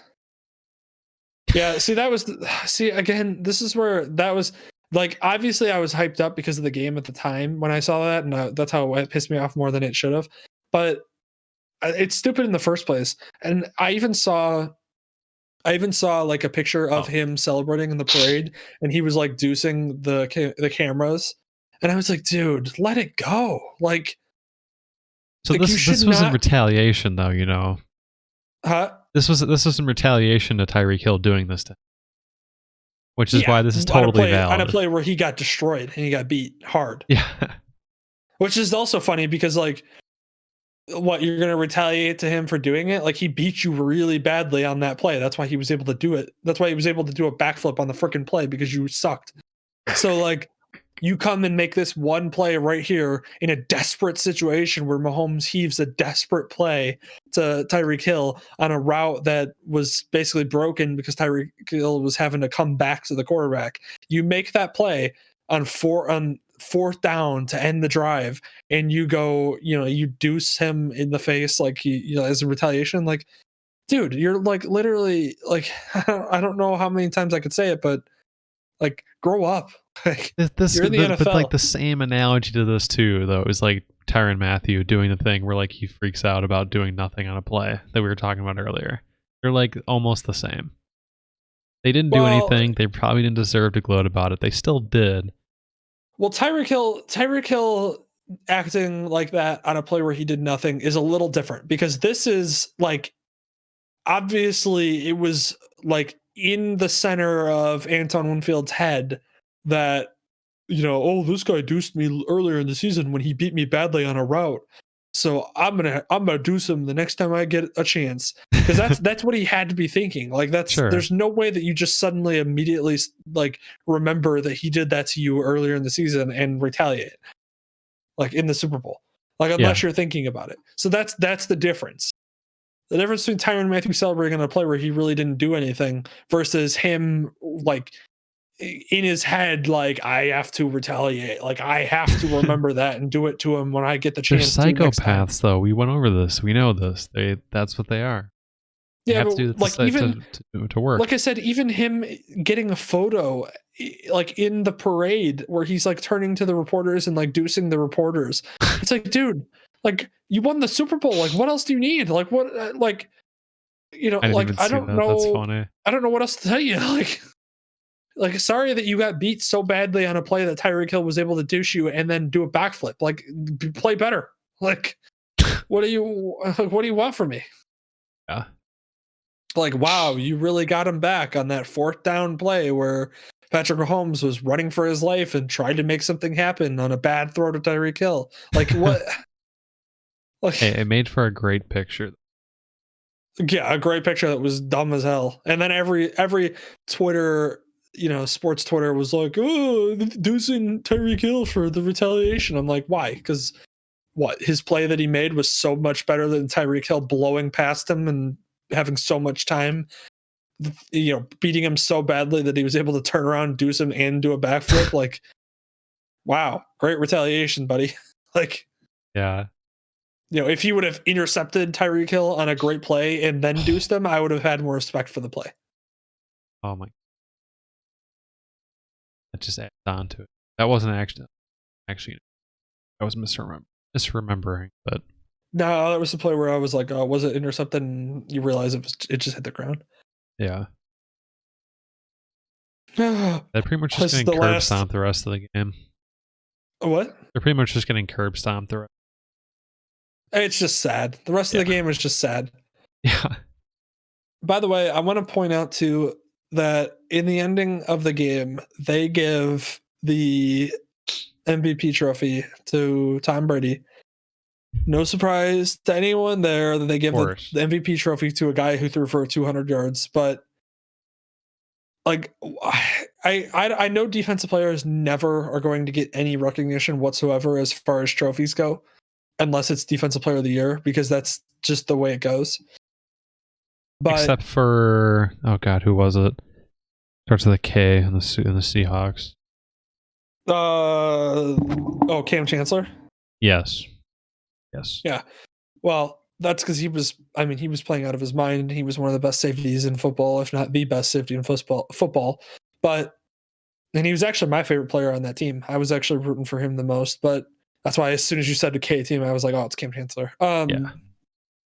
But anyways, no. The real MVP of this game and the guy that should have gotten the trophy was Shaq Barrett. His stat line's not going to show it with him only having 1 sack, but I mean, that guy was like a freaking wrecking, like a one-man defensive pass rush force that just was absurd. I mean, that dude was he was on Patrick Mahomes' heels every single play. And so, in my opinion, he should have been MVP just for the sheer destructiveness that he had. You know, the same kind of crap that they laud, Aaron Donald for, and never give praise to anybody else who does similar things. They should give praise to him for that. Yeah. That's part of the reason why I'm not a huge fan of Aaron Donald getting as much praise as he does, is because Aaron Donald gets so much praise, whereas other players who obviously aren't as skilled or as productive as Aaron Donald is every year, but don't get the recognition that they deserve. Like Shaq Barrett had like 19 sacks like 2 years ago. Like, yeah, I don't know if anybody remembers that or like knows that he literally led the league in sacks. Right. Like, why doesn't he get recognition? Like, but then Aaron Donald has like a 12 sack season and everybody freaking, goes insane. Yeah. And it's like, I get Aaron Donald has the wrecking, a game plan because he's always being double teamed or always triple teamed. But like, there's plenty of people that are that way too. They just don't get the recognition. Like in this game, for instance, Shaq Barrett doesn't get any recognition as far as like the MVP consideration or anything for this play because he only had like 1 sack and a couple tackles. But what he's doing beyond that, by the fact that he's literally on Patrick Mahomes every single play, I mean, there's something should be said about that, Yeah. I mean, but isn't the thing with Aaron Donald that he's, tackle instead of an edge rusher? Yeah, he's a defensive tackle and he is wrecking the play up the middle more than, pass rushers are off the edge. But the thing with Aaron Donald is like, Aaron Donald, yes, is the best defensive tackle in football. Yes, he might be the best defensive player in football. But there are guys who are not as talented, but are, at the same level of production where they wreck games just as much on their own teams. It's just Aaron Donald, for some reason, gets all of the credit. Whereas like, people don't like I said, like if, for example, like take a second and look at like TJ Watt's stats this year. I mean, they're absurd. And then look at like Khalil Mack, for example, didn't have all the stats, but again, Khalil Mack was like the 2nd highest rated pass rusher in the league this year. Yeah. Yeah. Like it's just things like that. Huh? It's a good point. It's just it's a total game of pressures. And I know that's why Aaron Donald gets the recognition that he deserves, because he does deserve it. It's just that I feel like he gets an disproportional amount because it's not shared as much with other players that are putting up production similarly, just not as high because they're not as skilled or as talented as him. Yeah, and that's why, like, I would, like, if it was me, I would give the MVP trophy in this game to Shaq Barrett, because Shaq Barrett was literally a one-man wrecking crew that disrupted every single play and always pushed Patrick Mahomes out of the pocket and was the one that was making Patrick Mahomes run for his life most of the time. And to me, that is, that should be MVP candidate. But instead, of course, it's Tom Brady. That's the narrative. That's the, NFL loves its narratives. And that's why, no one is shocked that the Tampa Bay Buccaneers won the Super Bowl, and no one is shocked that the Tampa Bay Buccaneers also only received 4 penalties in the entire Super Bowl versus the 12 that the Chiefs did. And he said, got to take into account the stats and situation they deal with, like double teams. Yeah, and that's what I'm saying is like, like for example, as a Bears fan, we all know like Julius Peppers. How many times did you not see Julius Peppers? Like Julius Peppers wasn't as productive when he was a Bear, but the problem is Julius Peppers was getting double and triple teamed every single play. Yeah, and that's what I'm saying. Like, it's it's just like they just don't get as much credit because they don't put up the stat line. But like again, Shaq Barrett had a couple tackles this game and just the 1 sack. But in reality, Shaq Barrett this entire game was just disruptive and just disrupting anything the Chiefs tried to do. So, like, yeah, Tom Brady had 200 yards, no interceptions, and, I thought, 2 touchdowns or 3 touchdowns or whatever. I think it was 2 because there was 2. Well, no, I think it was 3. Was it 3? I believe it was. Yeah, he had 3 touchdowns, 200 yards, 0 picks. It's a good game. It's a really good game, obviously, because it's a Super Bowl. But, like, it's just one of those where it's not a spectacular game. Usually they give the MVP trophy to a guy that's had like a ridiculous game, but nobody really had a ridiculous game. They all had just really good games, like Tom Brady throwing for 200 yards and 3 touchdowns, Leonard Fournette having a rushing touchdown with like 80 yards rush or 90 yards rushing or whatever it was. Gronkowski having like 60 yards receiving and 2 touchdowns. Like, nobody was having a spectacular game, but everybody was productive. Yeah, I mean, I the only thing I'd say to that is I feel like they normally give the MVP trophy to the quarterback who won the Super Bowl, and except if they have a crazy game. Huh? I'd say they normally give the MVP trophy to the quarterback who wins, except if someone has a crazy game. That's what it seems like. But that's the unfortunate part about the award itself, as well as the MVP award in football. Like, there was a couple years ago that JJ Watt should have probably won the MVP award because he had 14 sacks or something like that. He did a couple interceptions. He himself had like a couple fumble recoveries. He scored like 4 touchdowns that year. It was like absurd. And then they gave it to like a quarterback that was having a good year. And it's one of those where it's just the MVP award in the Super Bowl as well as the MVP award in the NFL in general has basically become the, quarterback of the year award. Yeah. And then even more unfortunate too is this the offensive player of the year award is typically also given to like a quarterback generally. I mean, look at the offensive rookie of the year award this year. It was a quarterback. Yeah, Justin Herbert had a good year, but like I'm Justin Jefferson had a spectacular year too. Yeah. Quarterbacks are always going to get that extra. I know. Little bumps. Kind of boring, honestly. That's what I mean. That's why it's like I almost feel like there should be like 2 MVP awards. One where it's like, okay, this is the MVP award for a single other position besides the quarterback, and then we give a award that's literally just best quarterback of the year. Like, yeah, really. Because there's so many years where you're like, yeah, that guy had Adrian Peterson having like his 2,000 yard rushing season where he almost broke the record and was just absurd after coming back from an ACL injury literally 9 months before. Like, that's a storyline and a season that you could immediately write off as, of college football, you'd write it off as a Heisman winning season. Whereas in the NFL, during it's the season too. Huh? And he said that Adrian Peterson had a hernia during season 2. Yeah. And that's the type of season, that's the storyline. Because not only typically with MVPs and Heismans and stuff like that, they usually have storylines that go along with the seasons.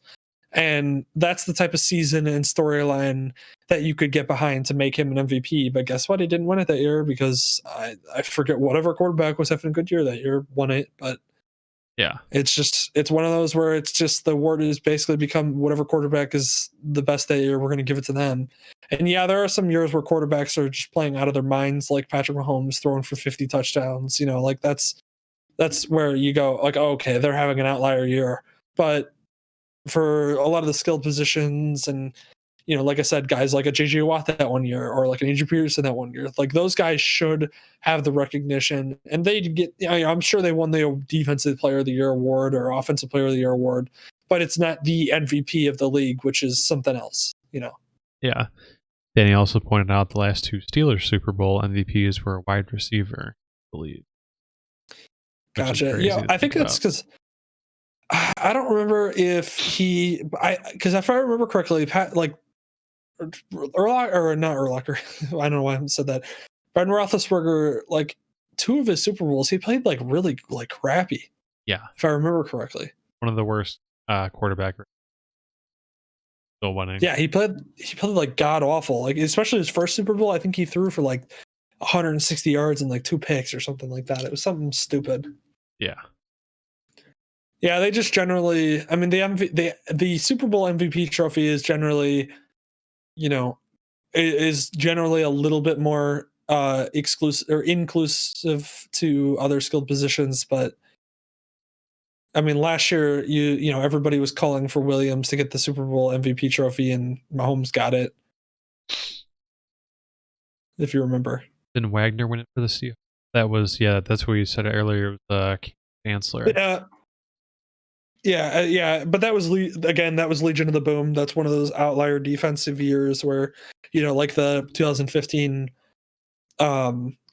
Broncos, you have the 2003 Ravens, 2001 Ravens. I can't remember what year that exactly was.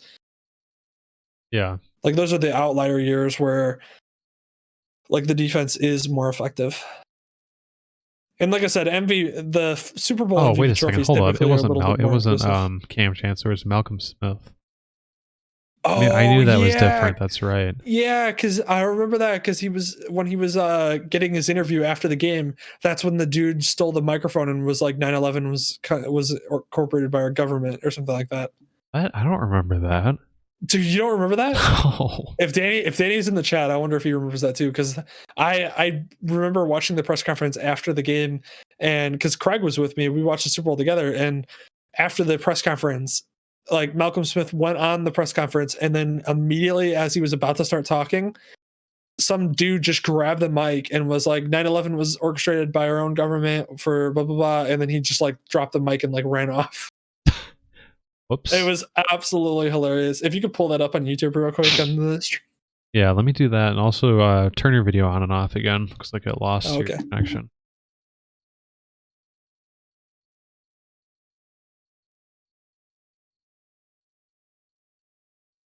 It was hilarious because it was literally right after commercial. I remember it because me and Craig were watching the game and we were just like, oh, that was a good game. And then literally the play ended, or like the commercial ended, and it went to that press conference. And me and Craig weren't thinking anything of it because it's a press conference. And yeah, right there, there it is.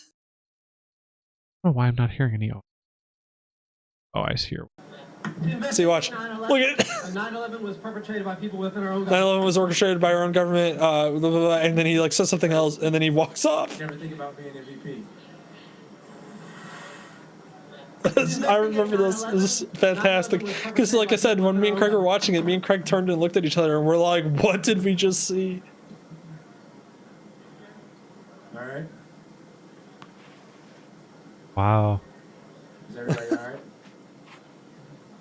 And the funny part is Malcolm Smith the whole time right here is like, how'd that guy get up here? Like, he's like, is everybody all right? Are you all right? Everyone okay? What happened to him? What is he doing? He just kind of faded.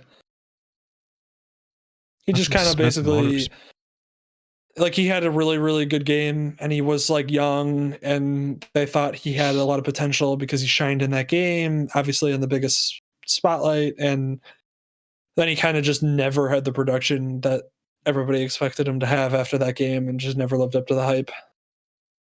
Yeah, he's a good linebacker. So. He's a good starter. He's just never like anything that you thought he would be because of that game performance. Interesting. Yeah, it looks well. There's literally nothing about him afterwards. So yep, he shined in the brightest spotlight, and then that was unfortunately kind of it. Press pass. But yeah, that was one of my favorite moments because it was such a shocking moment. To investigate 9/11. 9/11 was perpetrated by people within our own government. See, the thing about this is like, sure, have that opinion, whatever. Do you know how you lose credibility for that opinion? You act like a fucking psychopath and do this shit. Because people are going to be like, oh, am I going to believe this? And be like, oh, yeah, like the 9/11 thing? And they go, oh, okay, yeah. You mean like the guy who like just jumped on screen like a crazy person? Yeah, that guy. That's what I believe. Too. Yeah. I just love everybody's face. Like literally everybody's face, from Malcolm Smith's face when it happens, the guy being so calm about it. Like, yeah, I'm up here to talk about this. And then like the dude afterwards that adjusts the microphone, just his face of just like utter shock is hilarious. Everybody's faces are just shock. I totally forgot that happened. That's funny. Oh yeah. Like I said, I remember it because I remember turning to Craig and just being like, what the hell did we just see? Because it was like after a long Super Bowl where like the emotions are draining down now, and like you're, and then it was like that popped up on the screen and we just started busting out laughing because we're just like, that was just ridiculous. Yeah. Wow. That's funny. You really did just jump good up. Times. Trying to think of something.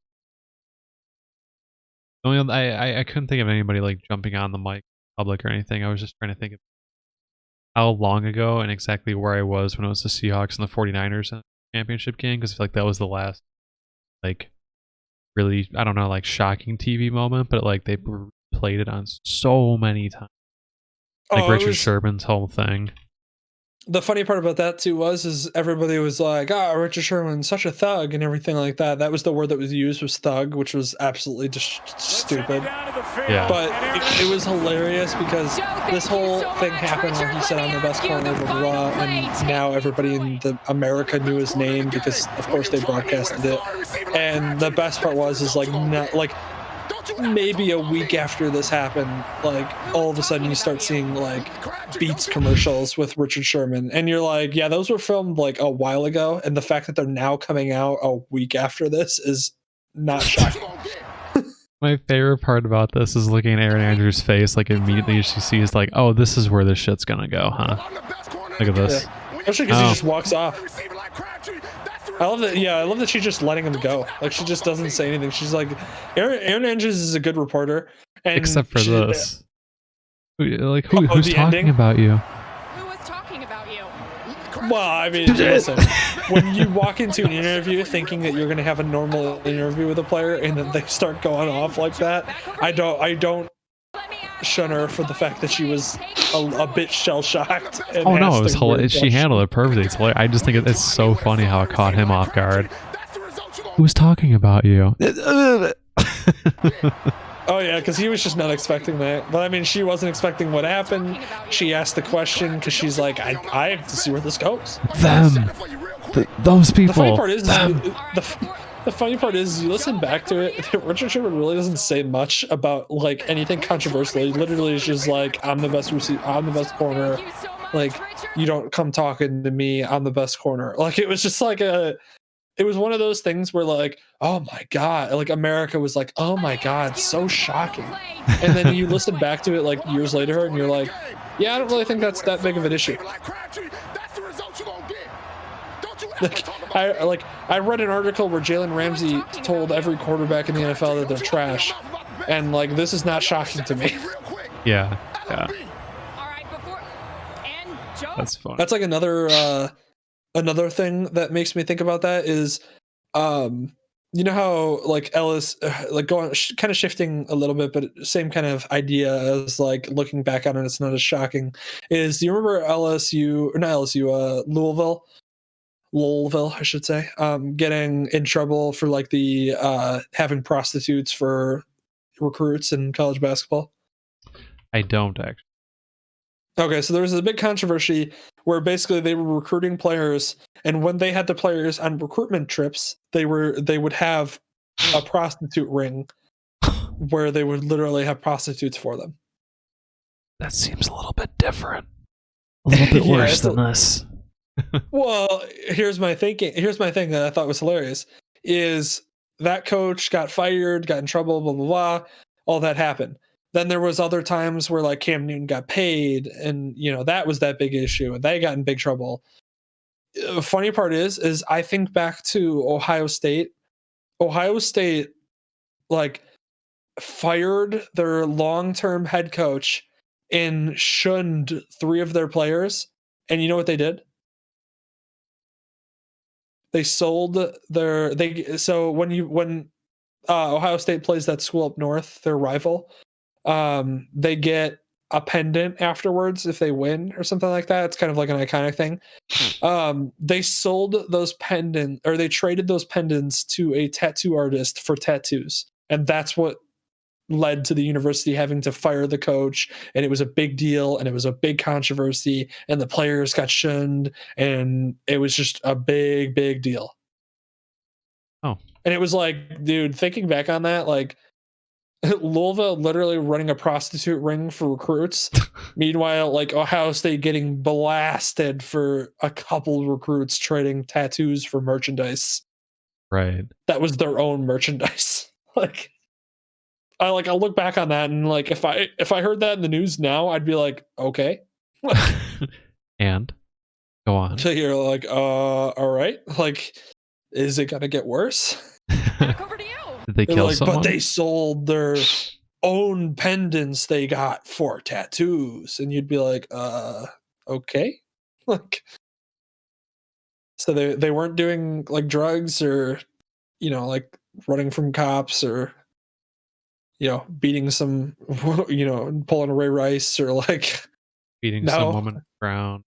Yeah, like no, none of that. Okay, like, but it was like a big deal. Coach got fired, players got like shunned from the university. Like it was a big deal. Yeah. But yeah, well, it's midnight, so I'm gonna call it. yeah, I'm gonna call that too. Sure.